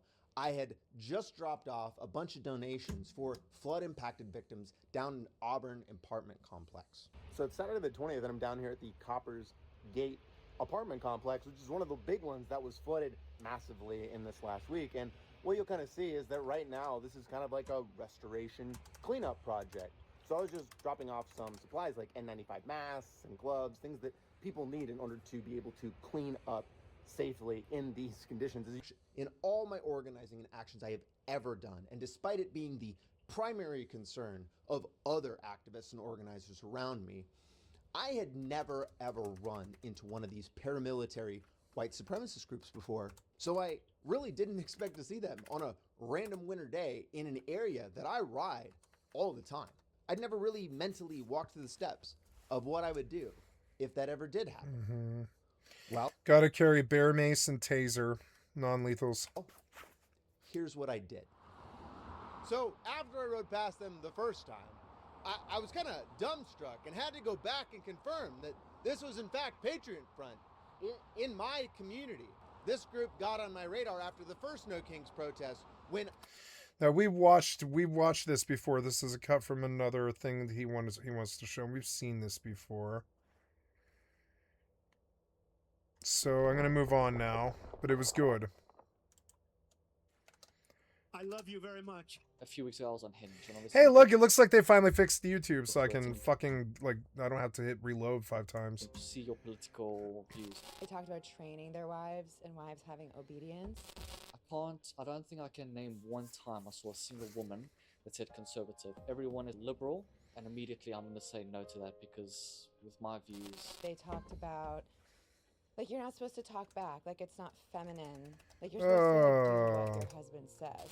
It's just not going to work, especially... Yeah, my mother is kind of like old school like that. I can't wait to be out from under that thumb of that stuff. I believe in her etiquette, but she's also old style, traditional, and I'm not traditional at all. The liberal woman over here. I'm a fucking freak who's smoked meth and heroin and stuff, and, you know, done all kinds of crazy crime and been all over the place and traveled the world and stuff, and I'm a fucking freak. I'm not a normie. I don't do traditional. I don't like holidays. I don't celebrate them. I don't care about birthdays. I'll do Olympics if somebody else wants to do Olympics. I'll do NFL if somebody else wants to do NFL. I like things. I like things, but I don't go chase things other than video games myself. Yeah, I mean, just being a man, they're going to look at you and think you're racist or Music and politics, I guess. whatever, because that's just the assumption Drugs. they make. And I could come down and start kissing everybody. No, you couldn't. Couldn't kiss me. I'll fucking sock you. I'll kiss every guy, man and woman. Man Nah, I bet you would. and woman. The fuck is that? Oh, okay.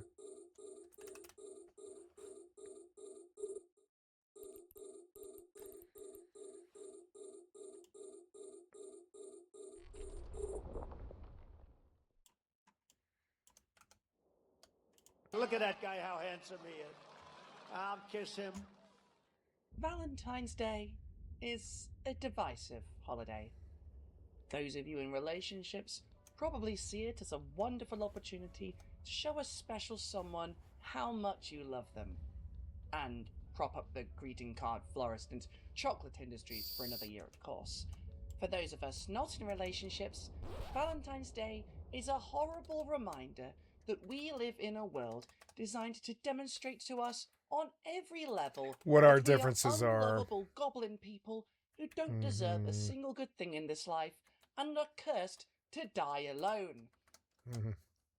Sorry, that was just me. I'm sure the rest of you are doing better. I'm doing fine. I'm doing fine. I believe this is a trans person. I can't tell. Please don't ask me how Yes, this is a trans person. I'm doing. But no matter I just didn't know. I needed to make sure that I could detect it, you know? how bad things get for little old me, I I can don't think it matters. take heart in the one constant in the world of dating and relationships that never ceases to put a smile on my face. That being the fact that conservatives are perpetually screaming that no one will date them, to the point where they made a bunch of dating apps exclusively for conservatives, only to find out that there were no women signing up to them. It's almost as if women don't want to date people who want to take away their fundamental human rights. I would rather have a hot curling iron shoved up my ass and a 500-pound man swan dive and then cannonball on my head than marry a man that voted for Donald Trump.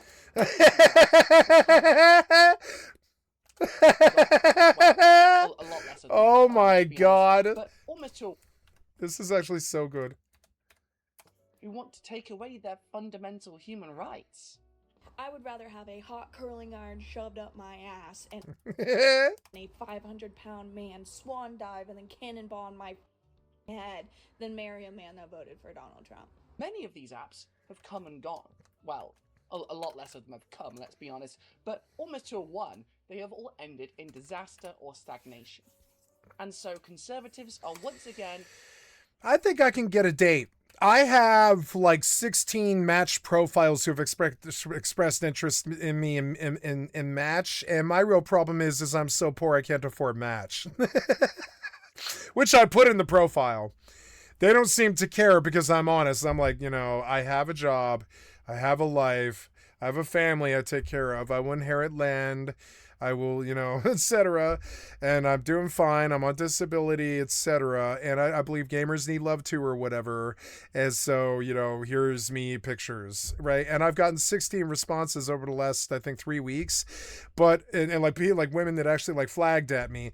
But I don't want to pay for Match to respond to them because I can't. So I'm gonna worry about that. I guess tomorrow. In a week. When I get my disability check, I will perhaps invest in Match and be like, I'm on very, very fixed income. And yeah, I mean, I did. I said all that on my dating profile. And I was thinking like, maybe I should actually respond to some of these women because some of them are beautiful, you know, but they look like they might have stuff in common, which is cool. You know, I don't know.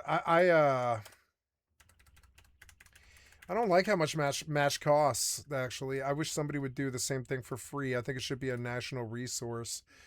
It is dating is something that's necessary for the human race. I don't know why we don't basically make a free dating app that just solves the problem. I think that way about a lot of apps. You know, I don't know why we pay for VPNs. I think they should be just free.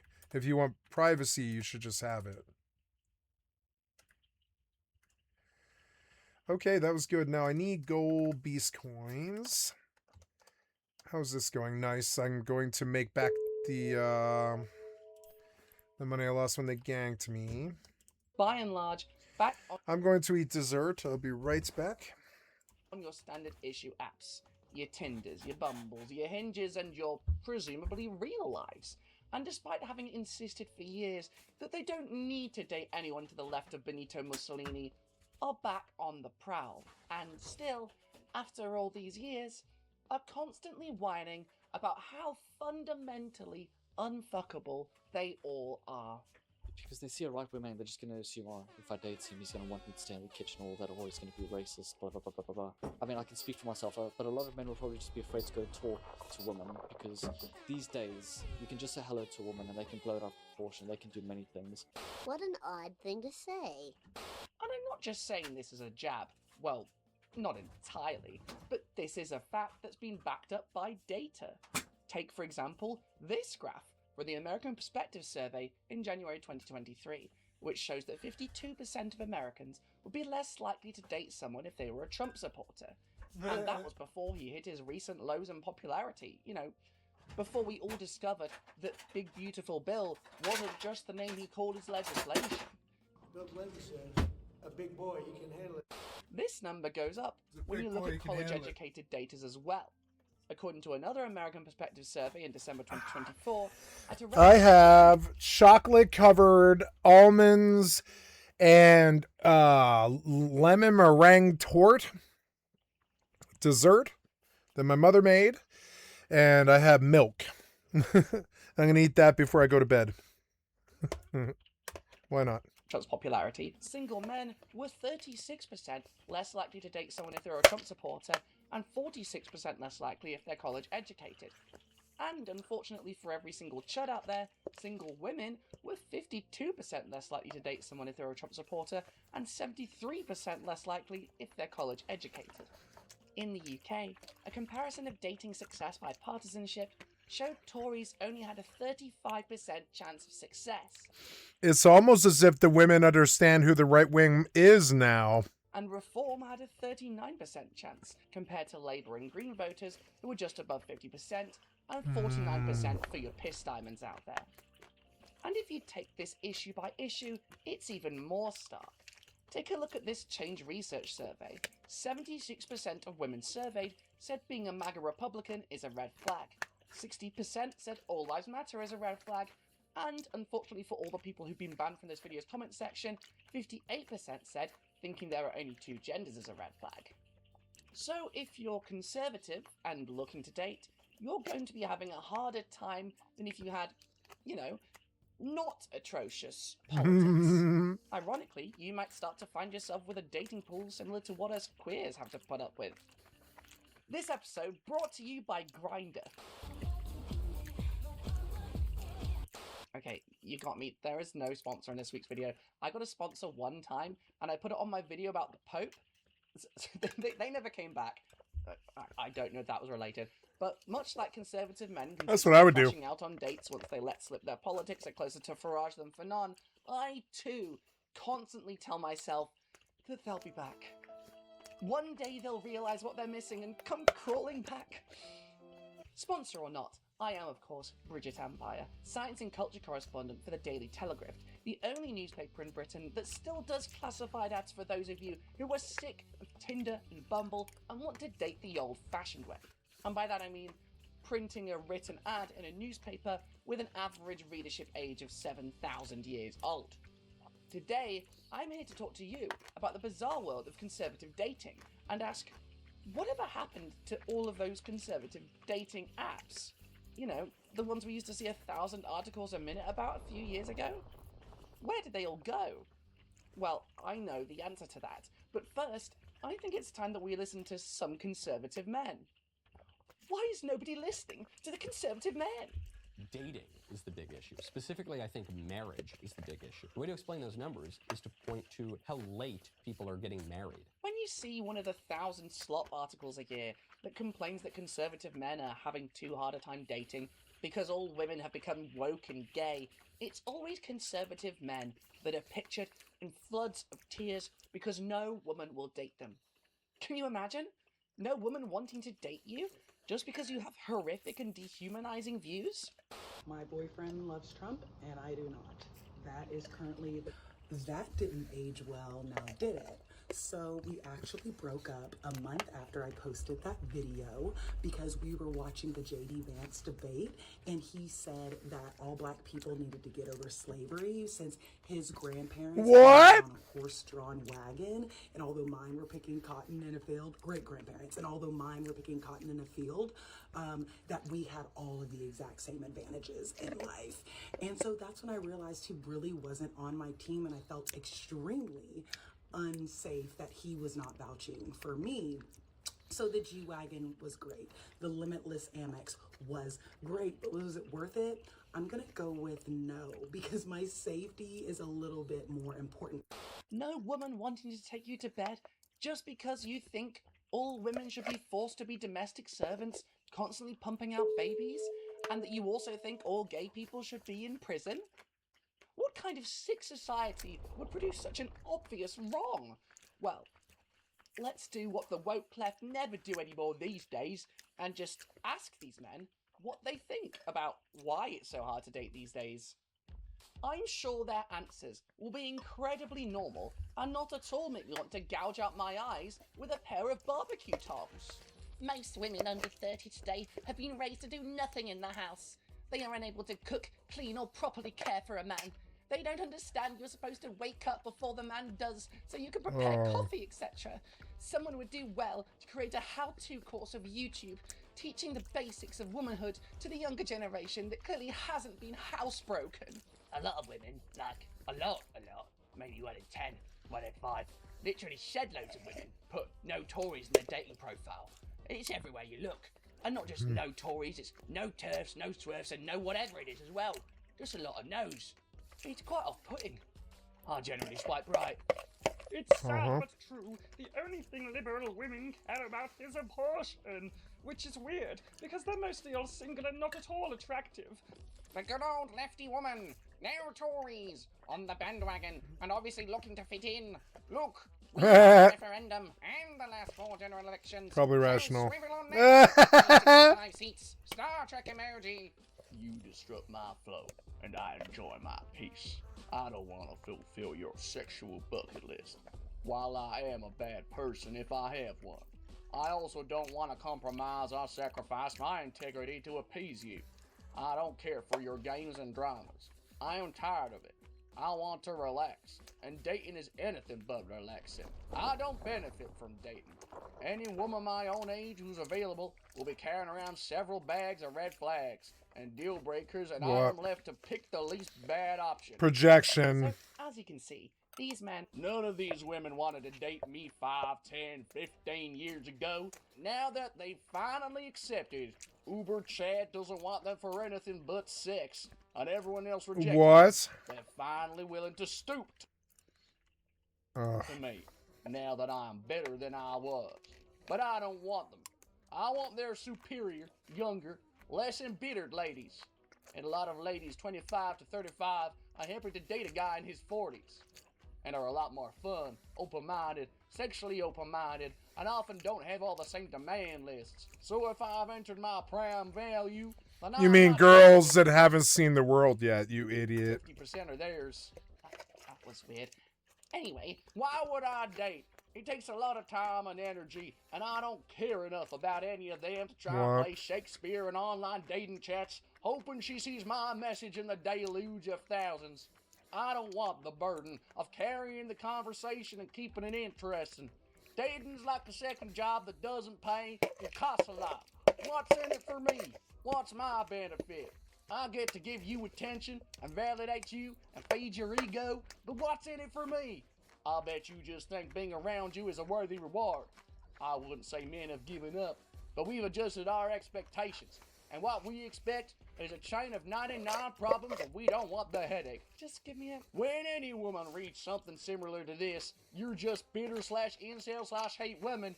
You prove my next 5 points for me, so I won't bother making them.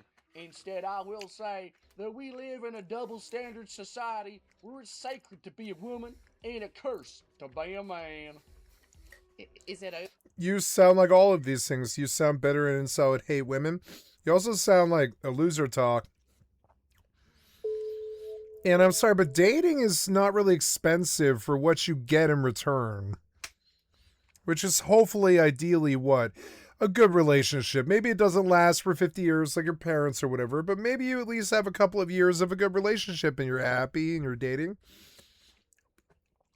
For the cost, that's actually fairly cheap, you know, especially if that person is not reliant on you, you know,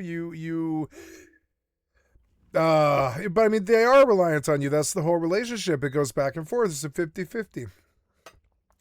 So it's like, you know, I don't know if that's like, I was complaining about the cost of Match.com because I don't have $75 to pay Match.com, but yet I'll buy World of Warcraft, I guess. So I'm going to just pay for Match.com because it's like, and that's my complaint is I'm too poor.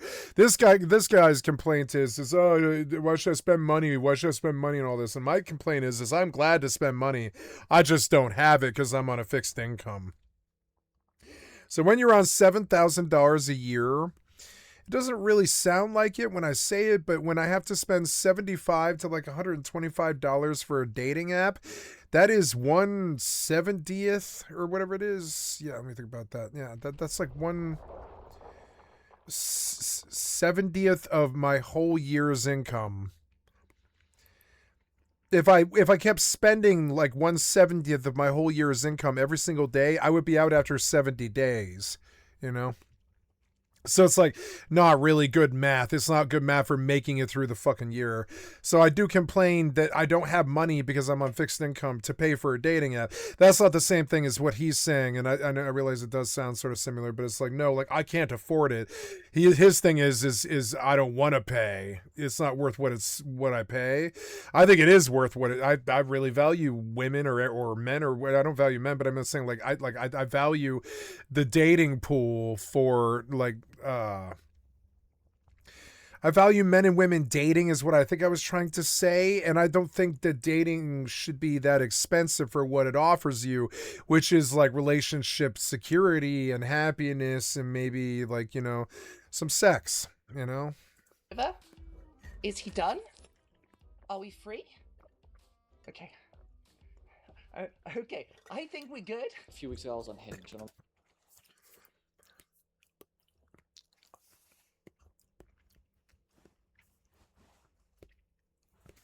So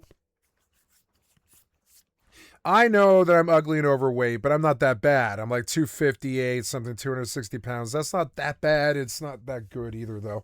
But I've always been like 240, something like that. So I know it's like I don't do that well. I do okay, and some women do like me, and I am with some women's type. They tell me, you know, they'll tell me that, you know, they're like, you have nice eyes and stuff like this, and it's like, okay. But I also don't think that I, as an ugly person who's overweight, should take up my standards are that the woman has to be beautiful. That's my current problem with dating is the woman has to be beautiful for me. Like she has to be attractive to me, excuse me. And that's my standards are a bit different. You know, I was the lead singer for 8 years, and I did date the homecoming queen and the queen of my high school and shit. And I did date, like, you know, and I was, you know, and I just, you know, I don't know. It's like if I've given up on my body and looking attractive, why should I think that I should take up a more attractive person's time if I can't even worry about that myself? And my thing is I'm at this place now where I don't want to change. I don't want to lose that much more weight than I already have. I don't want to, like, I don't care that I look 45 because I am 45. And that's the problem. I have standards that are way higher than mine. And so I just think, well, that'll never happen, you know, and that's stupid, you know. I think that's actually really bad to discount. unless you go through it and you can see your political views. I don't think I can name one time I saw a single woman that said conservative. Everyone is either liberal or they put nothing. Are very sort of like, if one thing's wrong, you know, if they're like one red flag, you know, then women won't date them. I mean, just being a man, they're going to look at you and think you're racist or whatever, because that's just the assumptions they make. I think, yes, it does make dating very difficult. Dating is a struggle. Because they see a right-wing man, they're just going to assume, oh, if I date him, he's going to want me to stay in the kitchen, all that, or he's going to be racist, blah, blah, blah, blah, blah, blah. I will have an opinion here that will really get people. You should not date people that have different politics than you. You should not.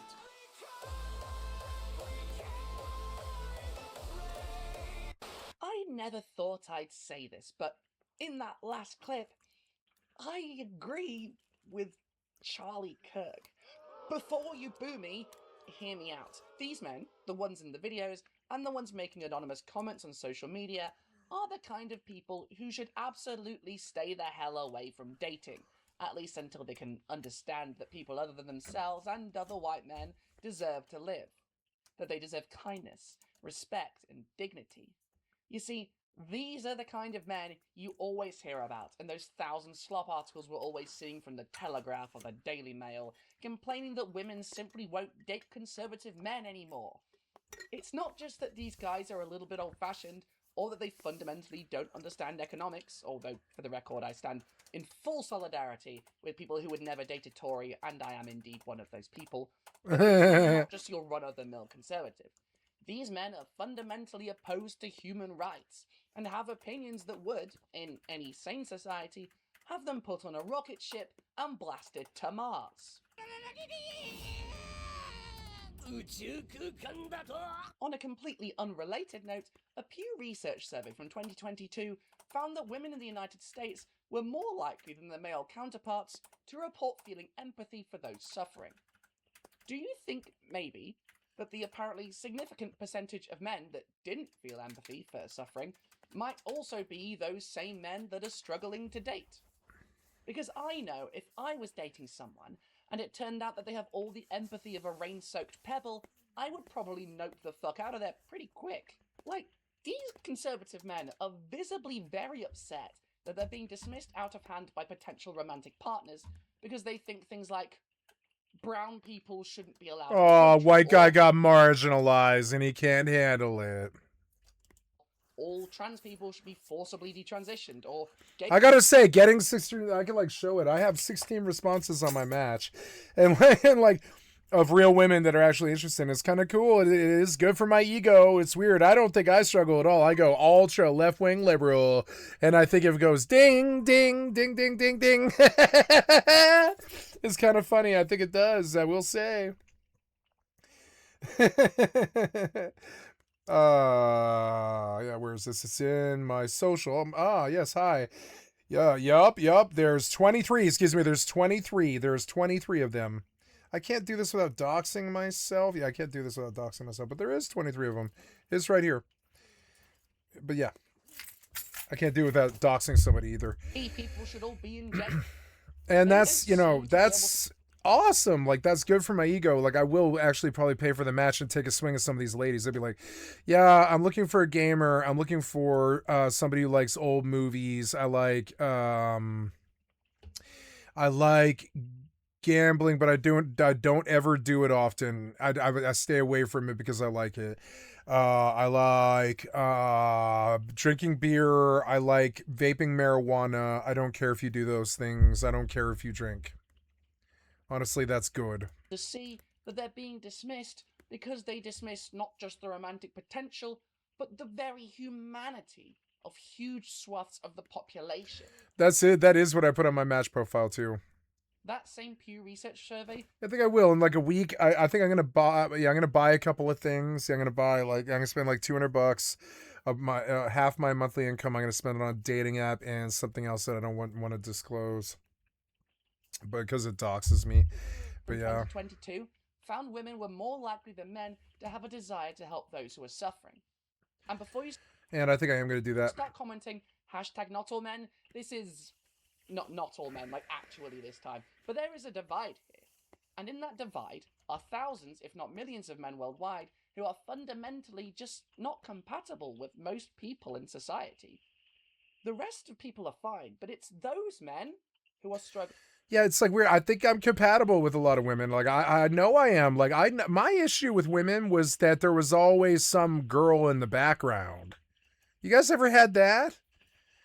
Even when I was with Cloud Candy, there was still another girl in the background, which is kind of crazy. Not like I was dating her, but just somebody that I knew, Somebody that I knew since I was like 13. But I don't know. But I'm not interested in her. I was interested in Cloud. How many months have I just sat on this stream talking about Cloud? I wasn't interested in her. But I wasn't interested in Cloud. It's just like weird. There was another girl in my life that I was sort of like, looking at for a while there.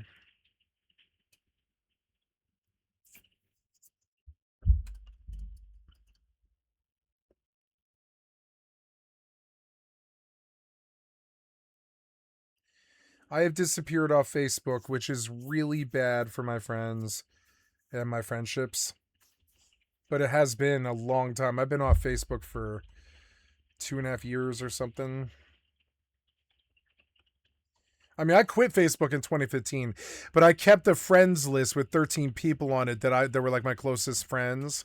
And then I just quit that too, like 2.5 years ago. I was just like, I'm not doing this anymore. It's not productive to my life. I just use it to stock cloud. But I mean, I was talking to her every day on texts and stuff, you know, so she knew.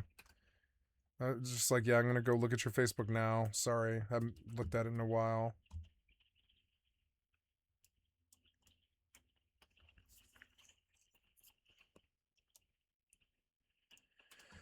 Okay, we go out shopping today. Going to get dates here. The rest of men are cool. You can sit down. Yeah, like I don't worry. I like my whole thing is like, will I find the right one? One that will tolerate me sitting around and playing video games, walking for 2 hours every day, and like, you know, playing with my cat. Like, what woman's going to like that? It's just me playing video games 105 hours a week as a job. And I can give some of that time to a lady. Absolutely. I could give like a good fucking 40 or 50 hours of that to a lady. It dropped down to like 70 or something. Or, well, no, it would be like 50. It'd be like 50 on, 50 off. But yeah, it's like, you know, but I don't know. It's hard. I don't know if that's appealing to anybody. It's like, you know, God's honest truth. I sit and I either walk. I walk like, you know, many hundreds of miles like a month or whatever. But or not many, but a couple hundred miles like a month or whatever when I can. I haven't been able to do it since I broke my ribs, but I think I'm starting back like either tomorrow or the day after. And like the reality is, I don't know, I'm like mid-40s and I don't want to try that hard. And I don't think that's a good thing to say on a dating profile, but I think it's honesty that I should just embrace and be like, I don't want to try that hard because I am a streamer and it is my full-time job, and whoever's with me will need to respect that.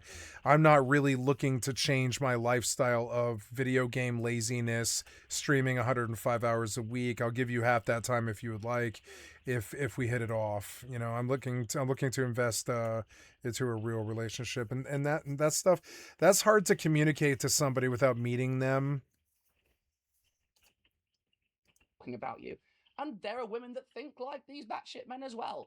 But if they're out here wondering why the vast majority of the people they go after don't care for their views, because there are more of these men than there are those women, well, maybe they should start asking themselves if they are the problem.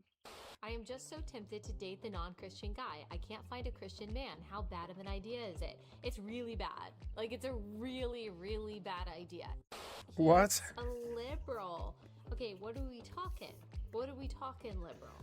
Like, you're pro-life and he's pro-choice? Like, you're a capitalist and he's a communist? What? Last 12 hours. That sounds like you want to make money off babies and we just want free babies or whatever. You described her as being as mad as a jackdaw on crack. 12 hours. Mad as a jackdaw on crack? Like, you're a capitalist and he's a communist? In the last 12 hours, you described her as being as mad as a jackdaw on crack. Castratingly right-wing zealot. Castratingly right-wing zealot. Communist? In the last 12 hours, you described her as being as mad as a jackdaw on crack.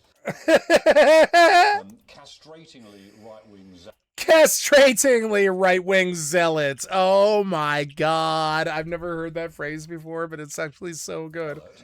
A castratingly right-wing zealot. Shadow Secretary of State for Digital, Culture, Media and Sport, Lucy Powell, posted a picture on social media in which she was... Never kissed a Tory. That's like saying never kiss a Trumper. wearing a t-shirt. Oh my god. Never kissed a Tory. Yeah, one of the things I would say about liberalism is we kind of are the domain of sane women.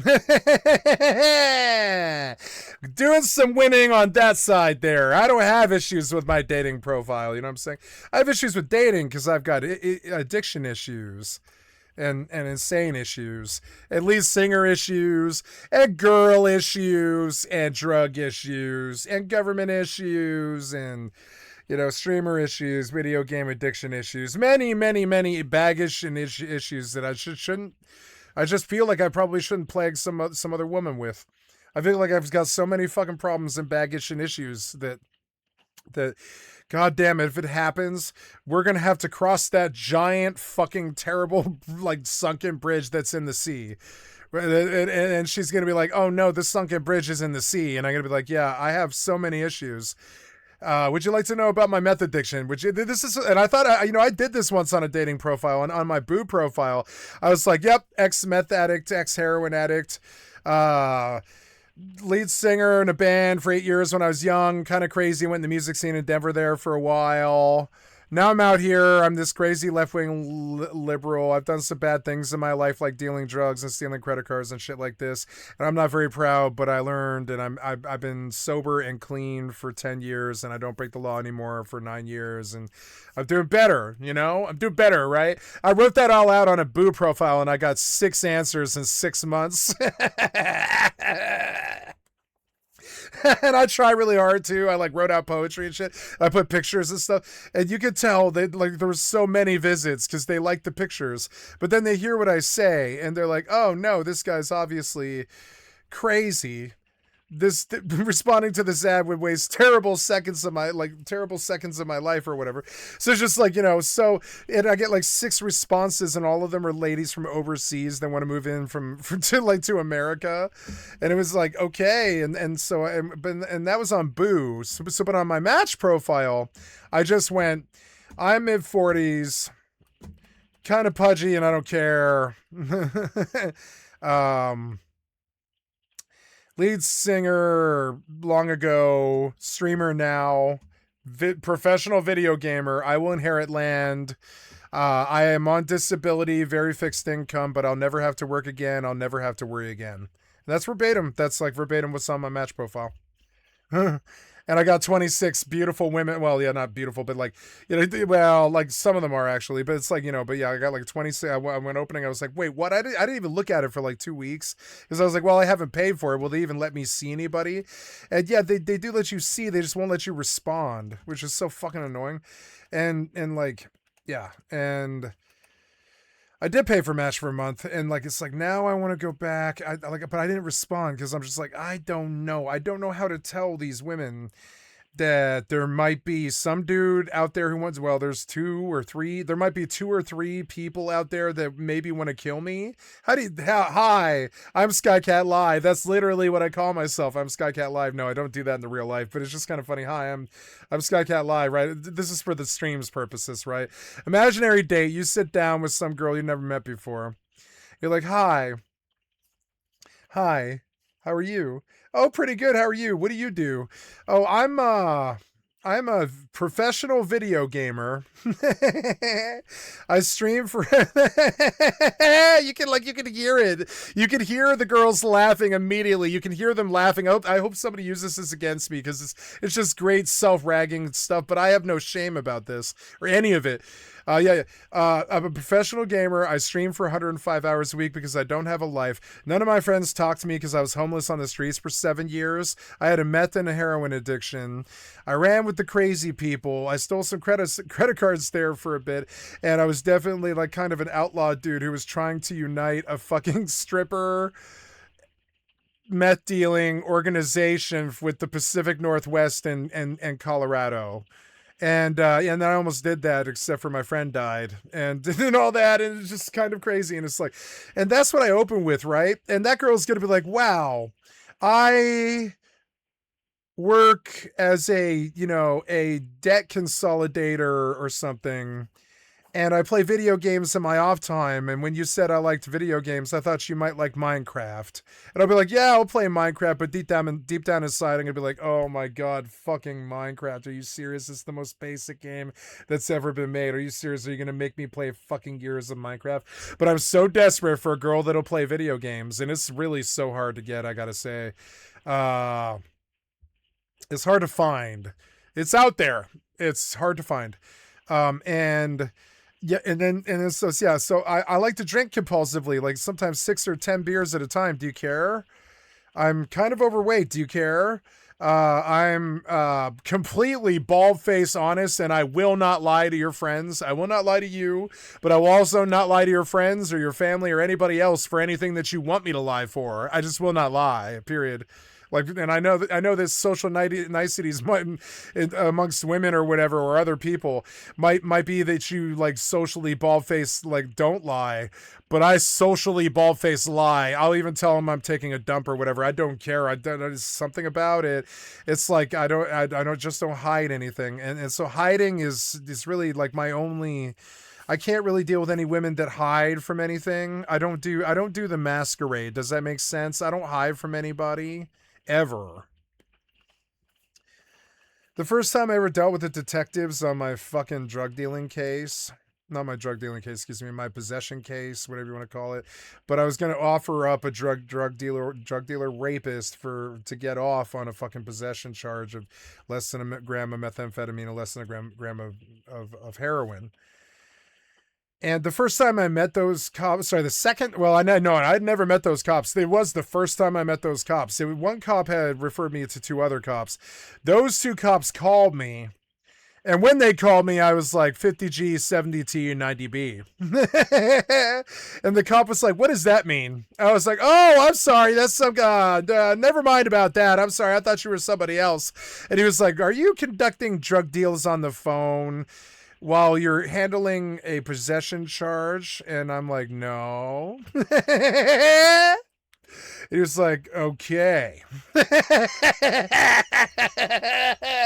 that was the first time they called me, and I was like 50G, 70T, 90B. I don't know. I was like, I thought they were just somebody that had my number, but no, they had numbers. They had the number for like real reasons, and that was weird. And so I called up, and they're like, how you doing? And I was like, good. And they're like, how are you? And I was like, pretty good.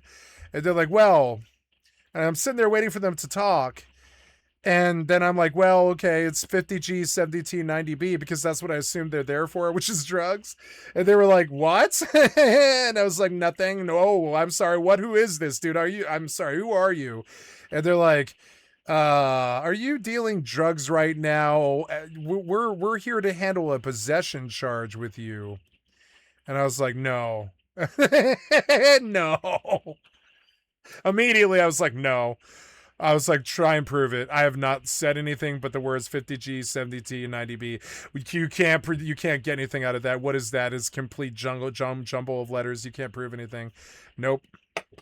It's prices and it's letters. But you don't know what the letters are, per se. It's a math equation, and I thought you were asking me for algebra or whatever, so I was just like, no. I was like, no. And they had to accept it, too. They were like, well, what are we going to do? I mean, they were like, we're recording this conversation, but you haven't incriminated. You didn't say it, but they didn't say you haven't incriminated yourself, but we all knew it. I hadn't actually incriminated myself because I was good at what I did. I didn't say something that could be used against me. It's, at least not without a witness. They would need some other witness that used that as my calling card or something like that. They don't have that.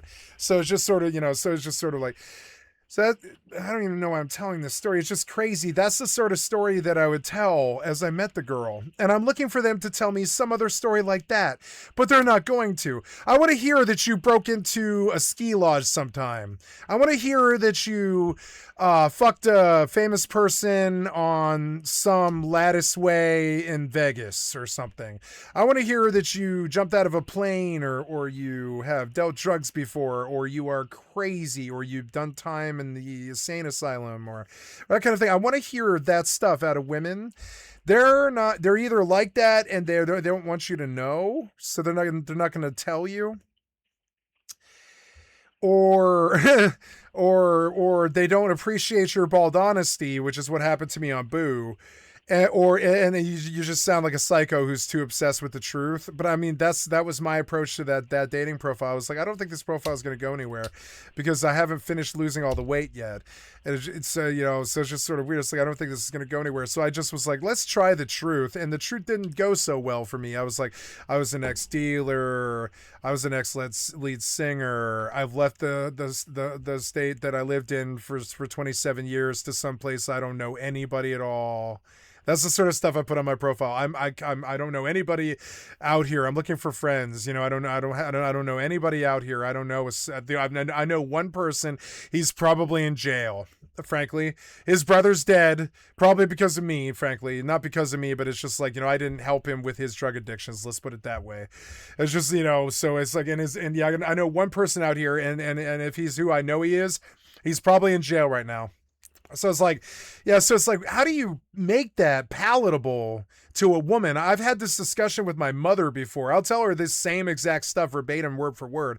I'm like, how do you tell them, got history with heroin, got history with methamphetamine, got history with the cops. They've been chasing me for a long time. Got 27 charges or something like that on my rap sheet. It's fucking shitty. Fucking, got a little bit of jail history, but nothing penitentiary, right? Nothing penitentiary. Don't worry, babe. Don't worry, babe. I only spent 2 weeks in the penitentiary. It wasn't a whole bid or whatever, that one was a false charge, but it's just like crazy. How do you make that sound good? And I swear to God, that's the problem that all these other people have too. They're going to have crazy lives like this, and they're not going to know how to explain it to other people. At least I hope so. I don't know about these right-wingers. I don't know if they're like that.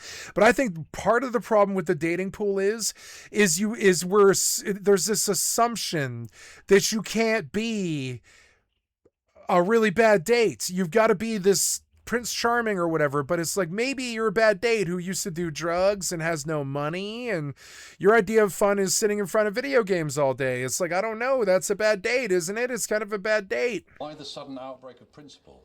Why the sudden outbreak of principle? The castratingly fucking fascist was such a funny line. Media had a slew of yeah, they are kind of castratingly fascist. Terrified of the goddamn right wing is castratingly fascist. This is such a funny phrase. Dating profile said no. I mean, they are kind of castrating. They totally try and fucking break your balls all the time. It's so annoying. I can't stand their challenge bully culture. I wish they would just stay to themselves and go stage mock wars over there in, like, I don't know, some loser place. People were wearing merch. Like Kentucky. I'm just kidding. I'm sorry. I like Kentucky, honestly. That said never kissed a Tory on it.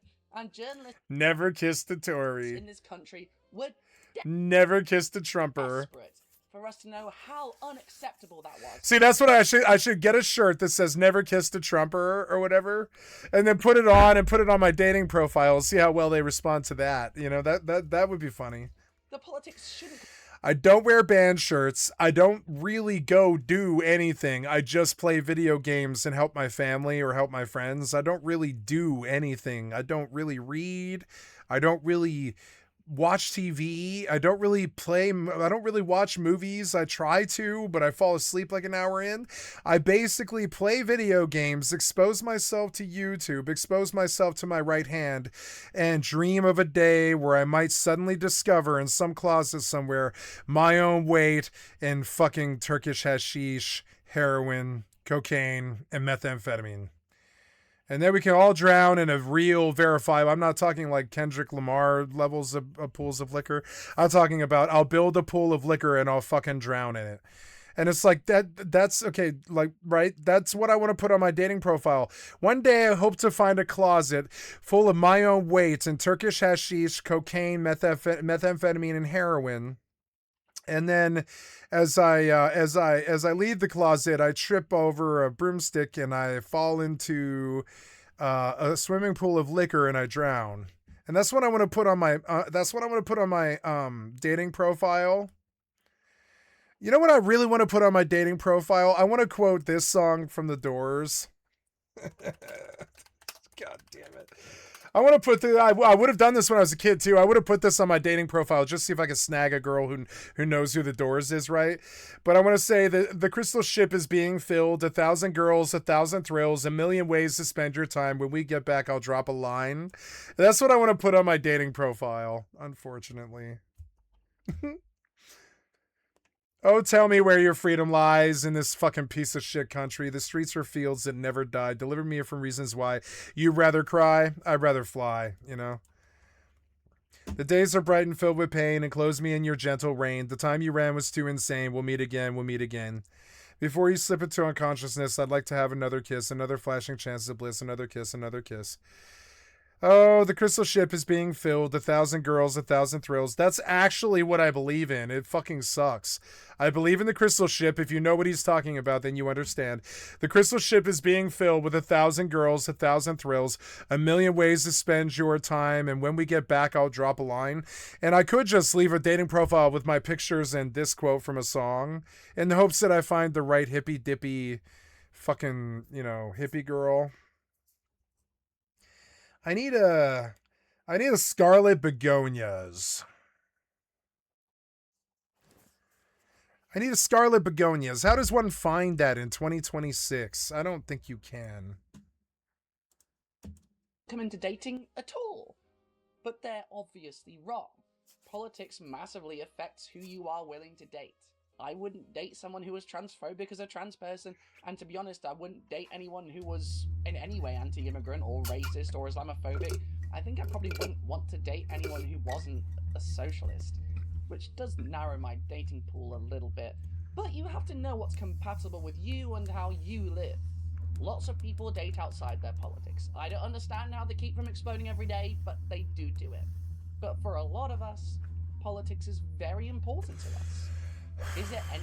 There's the guy who probably wants to kill me because he, I put him in jail for 2 to 5 years, but I don't really know. He's a question mark to me now, so I don't know. Where is he? There's the people who swatted me. We don't know anything about them. Joy. Just the complete question mark, right? We don't know anything about them or whatever. So then there's, I don't. I think the feds do, but I don't.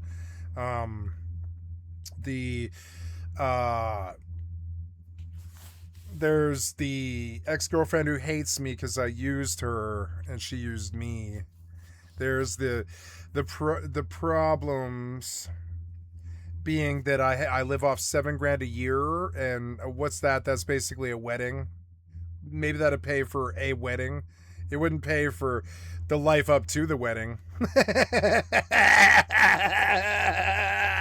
I want to put that on the dating profile. Yeah, I live off $7,000 a year. You know what I think about when I think about that? That would pay for a wedding, but it wouldn't pay for the life up to the wedding. And I would try to make the girl laugh on my dating profile, because if you make them laugh, you can get in their pants. They said it, and then I'd try to make the girls laugh with stuff like that, So it's only a funny joke to me, but it is. I did put on my dating profile. I put on my match profile, and I still got 26 responses because I was like, I'm on a very fixed disability income that I share with my family. I live off $7,000 a year. I own a truck, but I don't use it, and I shop like once a month.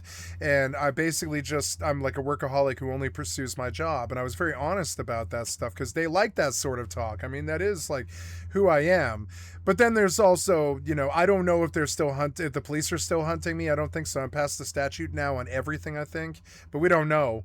I don't know. I still don't know. Every day I live my life thinking that my old probation officer might show up at my front door. I really have no fucking idea. I have no clue. I know there's nothing pending. I know that. They wouldn't have let me free if there wasn't. But yeah, that's the sort of conversation I want to have on my dating profile, which isn't too good. I want them to have the honest me, which is like, hi, would you like some kind of crazy Jim Morrison outlaw bandit video gamer streamer? Because that's who I am. I don't think there's anybody else in the world like me. So whoever I'm gonna be with will have to probably cross that incredibly big bridge of who I am as compared to who you are, because is there anybody else crazy like that out there? And I'm sure there's like one girl overseas who wants to marry me because I'm an American. But no, there's nobody in the community around me like that. No. Nobody who's going to want to admit it. No girl that's going to want to be like, well, I kind of do like partying like Jim Morrison in a hotel room like Lana Del Rey. And I kind of do like watching YouTube all day and playing video games. And I kind of do like smoking hash all day. And I do like felines. And I do like walking and running and stuff or whatever. And it's, you know, like, and maybe that exists. Occasionally, you know, we'll do really bad stuff or whatever. You know, it's sort of bad. It's like, you know, and it's like, I don't know. Is that good enough for a dating profile? I don't think so. And so these guys, they seem to be giving up because they're like, money and work and all this other stuff. My thing is like, am I crazy? Am I a psycho? Yes. The answer is yes. I'm not a psycho, but I'm definitely a psych case. And I'm not, but I'm not a psycho. No, I would never harm somebody. No. So, but I'm definitely a psych case, a basket case. So it's like, you know, so hi, I'm crazy. I like drugs. I like music. I like video games. I'm not willing to change any of those things about me. I don't do drugs, but that's because the system fucked me. Otherwise I would still. and you know, all those things. How do you put that on a dating profile? I don't believe you can. I don't believe you can. I tried and it got me nowhere. It is like, God damn it. The truth is how I would like to approach this, but it's also way too much of your life information on the front page. But I guess, how do you kind of downplay it, but still be really honest at the same time? Do you say, I've got skeletons in my closet and they're all armed with knives and they've been crawling up my thighs with knives in their teeth. They're proficient with knives and they have knives in their teeth and they're crawling up my thigh. I have skeletons in my closet. They could descend me into 5 different drug addictions pretty much instantly, from alcohol to methamphetamine to heroin to loose women or like bad lifestyles and stuff, tobacco, etc. Video games. It's just like, yeah, pick one of the 10 addictions and we'll work on one and the other 9 will win. Surprised? God damn it, that's the stuff I want to put on my profile. See if I can make the girls laugh with that stuff. They'll be like, well, you should be a comedian or whatever. But I want to make the girls laugh. I want to be like, yeah, I've got 10 past addictions. I still love all of them, but I don't do them because of the system. Scared of the system. Pick one, we'll deal with it, and the other 9 will win. Is the Tories And no, I won't change video games for you, and that's gonna get you a swipe left from every girl in the fucking state. So more and more cruel to immigrants, to queer people, oh to God. women. The more and more people. All right, so I want you to play video games with me. And I say no, I won't play video games with you. I meant but I want to play video games with you all day. They're not gonna like that. They're girls. They probably do stuff all day. I'm a fucking freak. I am not a normie. I don't do stuff all day that isn't online. I'm terminally online should be the opening salvo on my fucking dating profile page. Oh, look at this kitty. This kitty is the opening salvo. I want to take a picture of myself right now. Where's my phone? I need it. I want to take a picture of this kitty on me because she's cute. Yes. And I want to use it for my dating profile because it's perfect. Flip it around.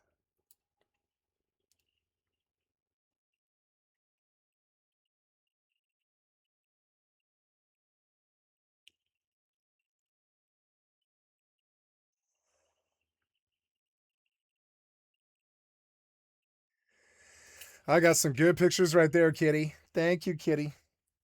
Maybe pussy will lead me to pussy. Loudly proclaimed that any Tory trying to date them should jog on? It shouldn't be.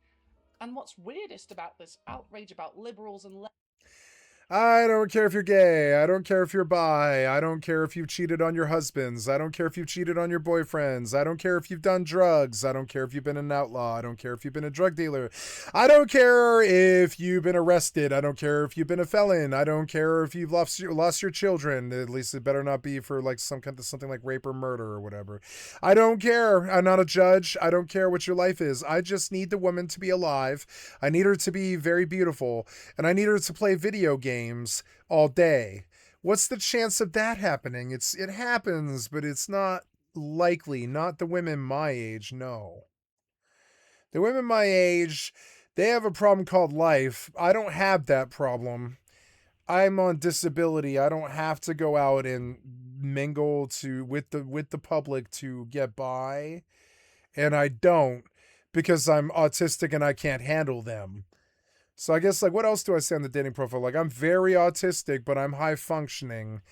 But I'm very specific and dead set in my ways. Most people probably wouldn't really like that, so fair warning. And that's too negative for the dating profile. I'd be like, I'm not really that tractable. I mean, how do you say that you're autistic and you're set in your ways and you're unlikely to change? I mean, that's about as positive as I can be. I guess that's what I should say. I should say I am autistic. I am not going to change. Leftists refusing to date conservatives, to me, is that conservatives have been saying the same. I don't care if a girl is right wing. I don't care if she votes for Trump.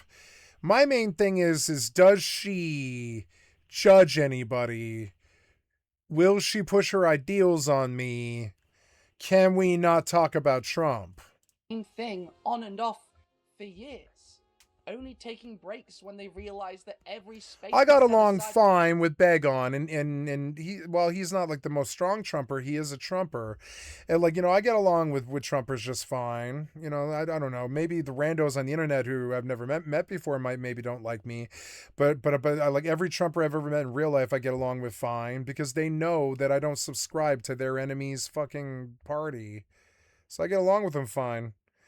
Just recently we had a handyman. I get along with him fine. He's great because it's like, you know, he watches somebody called Salty Cracker. I'd never heard of this guy before. And literally while I was watching Salty Cracker for the first time, the man was banned off YouTube for racism.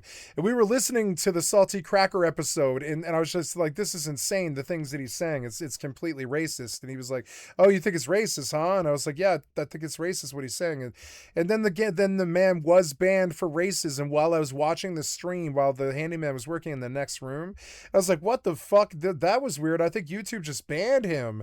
And he was like, oh yeah, they ban him every day. And I was like, they ban him every day? And he's like, yeah, he just comes back with another 70,000 people like the next day, and he just comes back and he runs the next broadcast, and then they ban him live and in real time.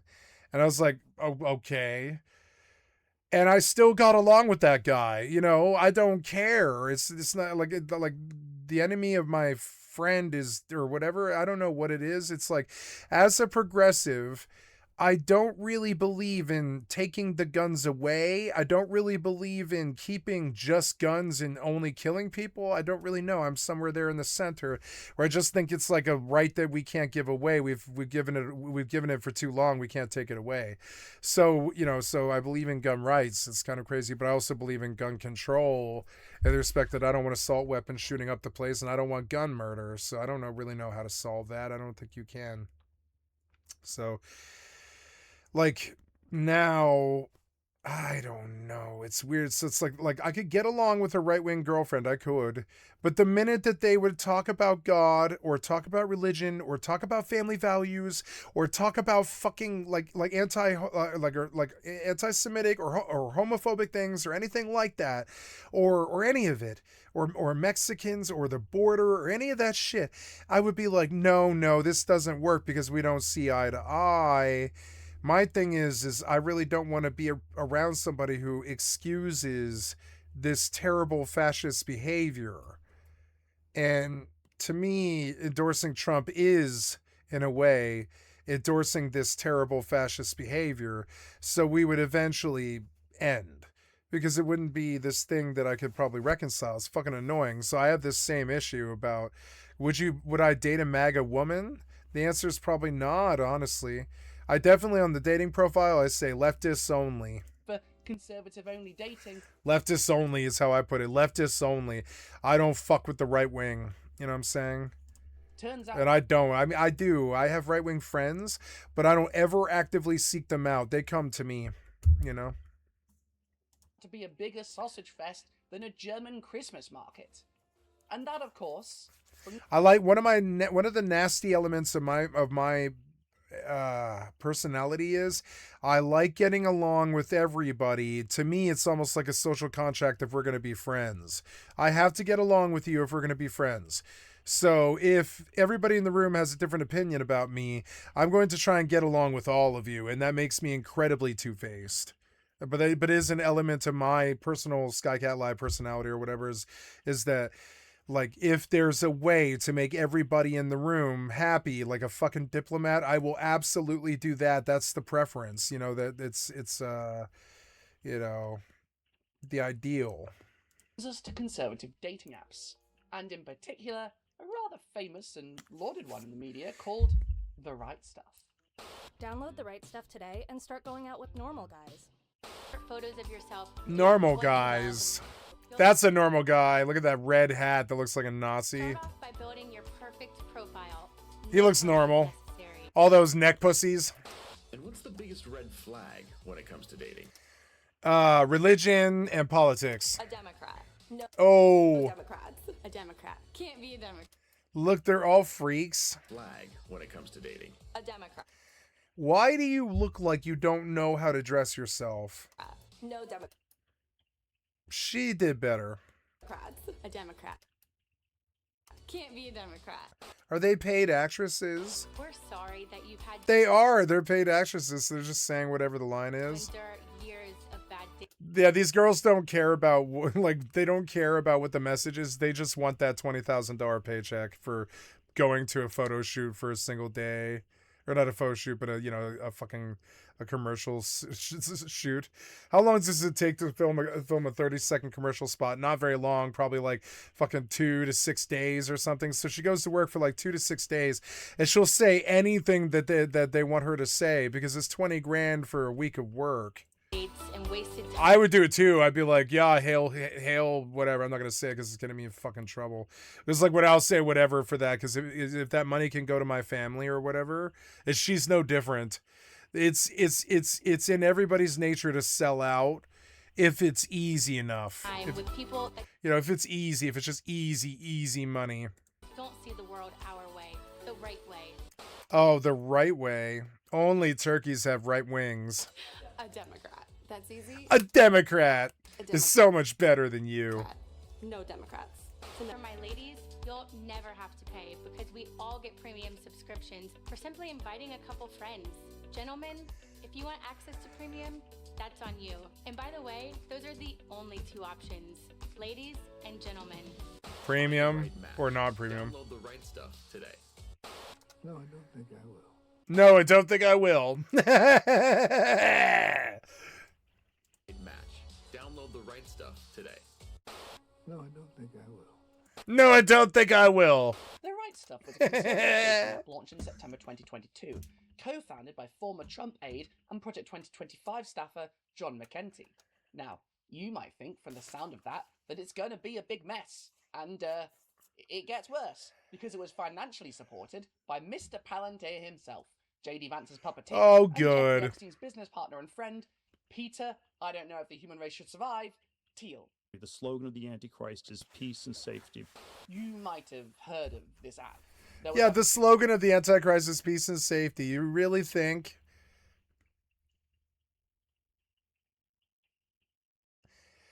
You know what the slogan of the Antichrist is. We all know what it is. Do you guys know what it is? I like being theatrical. I know what it is. I'm going to paint it out. Do you guys know what the devil says when they walk up to you the first time? It's happened to me so many times. Do you know what the devil says when they walk up to you? They say, how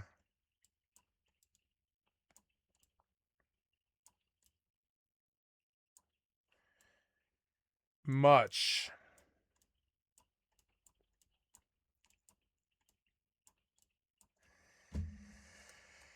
How much? That's what they say. That's what the devil says whenever whatever form it's taking, it comes up to you or whatever. It says how much. It says it. A massive buzz around it when it was announced, and it was Not peace and light. It's how much. pushed incredibly hard in the media. You might have read its incredibly sexy and alluring announcement post on Twitter, which read, "The right stuff was created for conservatives to connect in authentic and meaningful ways. Other dating apps have gone woke. We bring people together with shared values and similar passions." Right from the start.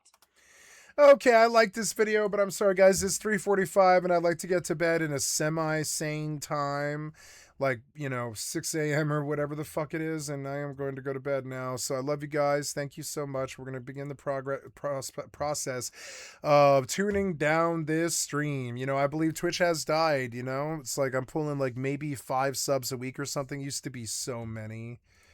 I don't know.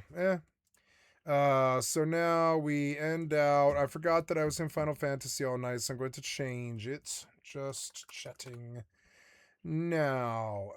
Done. Does everybody else have a crazy story like me?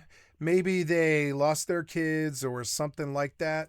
I don't know. It's like, or maybe they went on a drug binge and cheated on their spouse, or maybe they, maybe they stole a car when they were young or kicked the plate window in or something like that, I wonder if everybody else has a story like me, or anybody else. It's like, maybe that's something I should look for, I guess. It's like, anybody else got a crazy story? I've got a crazy story, and I'm proud of about half of it. I'm proud of about half of it. It's about 50-50. Anyways, I'm going to bed now. I will self-advertise here. I don't do so very often on my stream. I am not here to shill for your money. I'm here to deliver my content to you, my beloved people. I am here to say I am Skycatlive. Come to my website, which is skycat.live, and click on the cat space to donate, and come to the Twitch or the YouTube links here and give me a like, sub, or a follow. I'm also on Kick, as you can see. Hello to my Kick people. I can see you. Hello, I love you, or whatever. Usually that number is 0, but sometimes it's like 7. It's weird. It's like the number is weird. It fluctuates. Yeah. And so I will stop this recording here with a reminder that I have many thousands of videos on my YouTube channel. This is reflected here. And I will be placing today's session that I recorded in its entirety on my YouTube channel. And I will do so now, and I will stop this video now. I love you guys. Catch me tomorrow for some more Eve, Mortal, and Rust. And yeah, I'm gonna log Final Fantasy. I'm gonna log Mortal. Man, I chop trees all goddamn day. I'm gonna be making this good money, man. Get out of my way. All right, Mortal's going down. I'm going to go to bed now. I'm fucking exhausted. I love you guys. Thank you so much. This video will end here. I will post my videos to my channel. You want to sit in my lap, kitty? Yeah, come sit in my lap. Sit in my lap, kitty. We're going to bed soon. 5 minutes. Are you sure?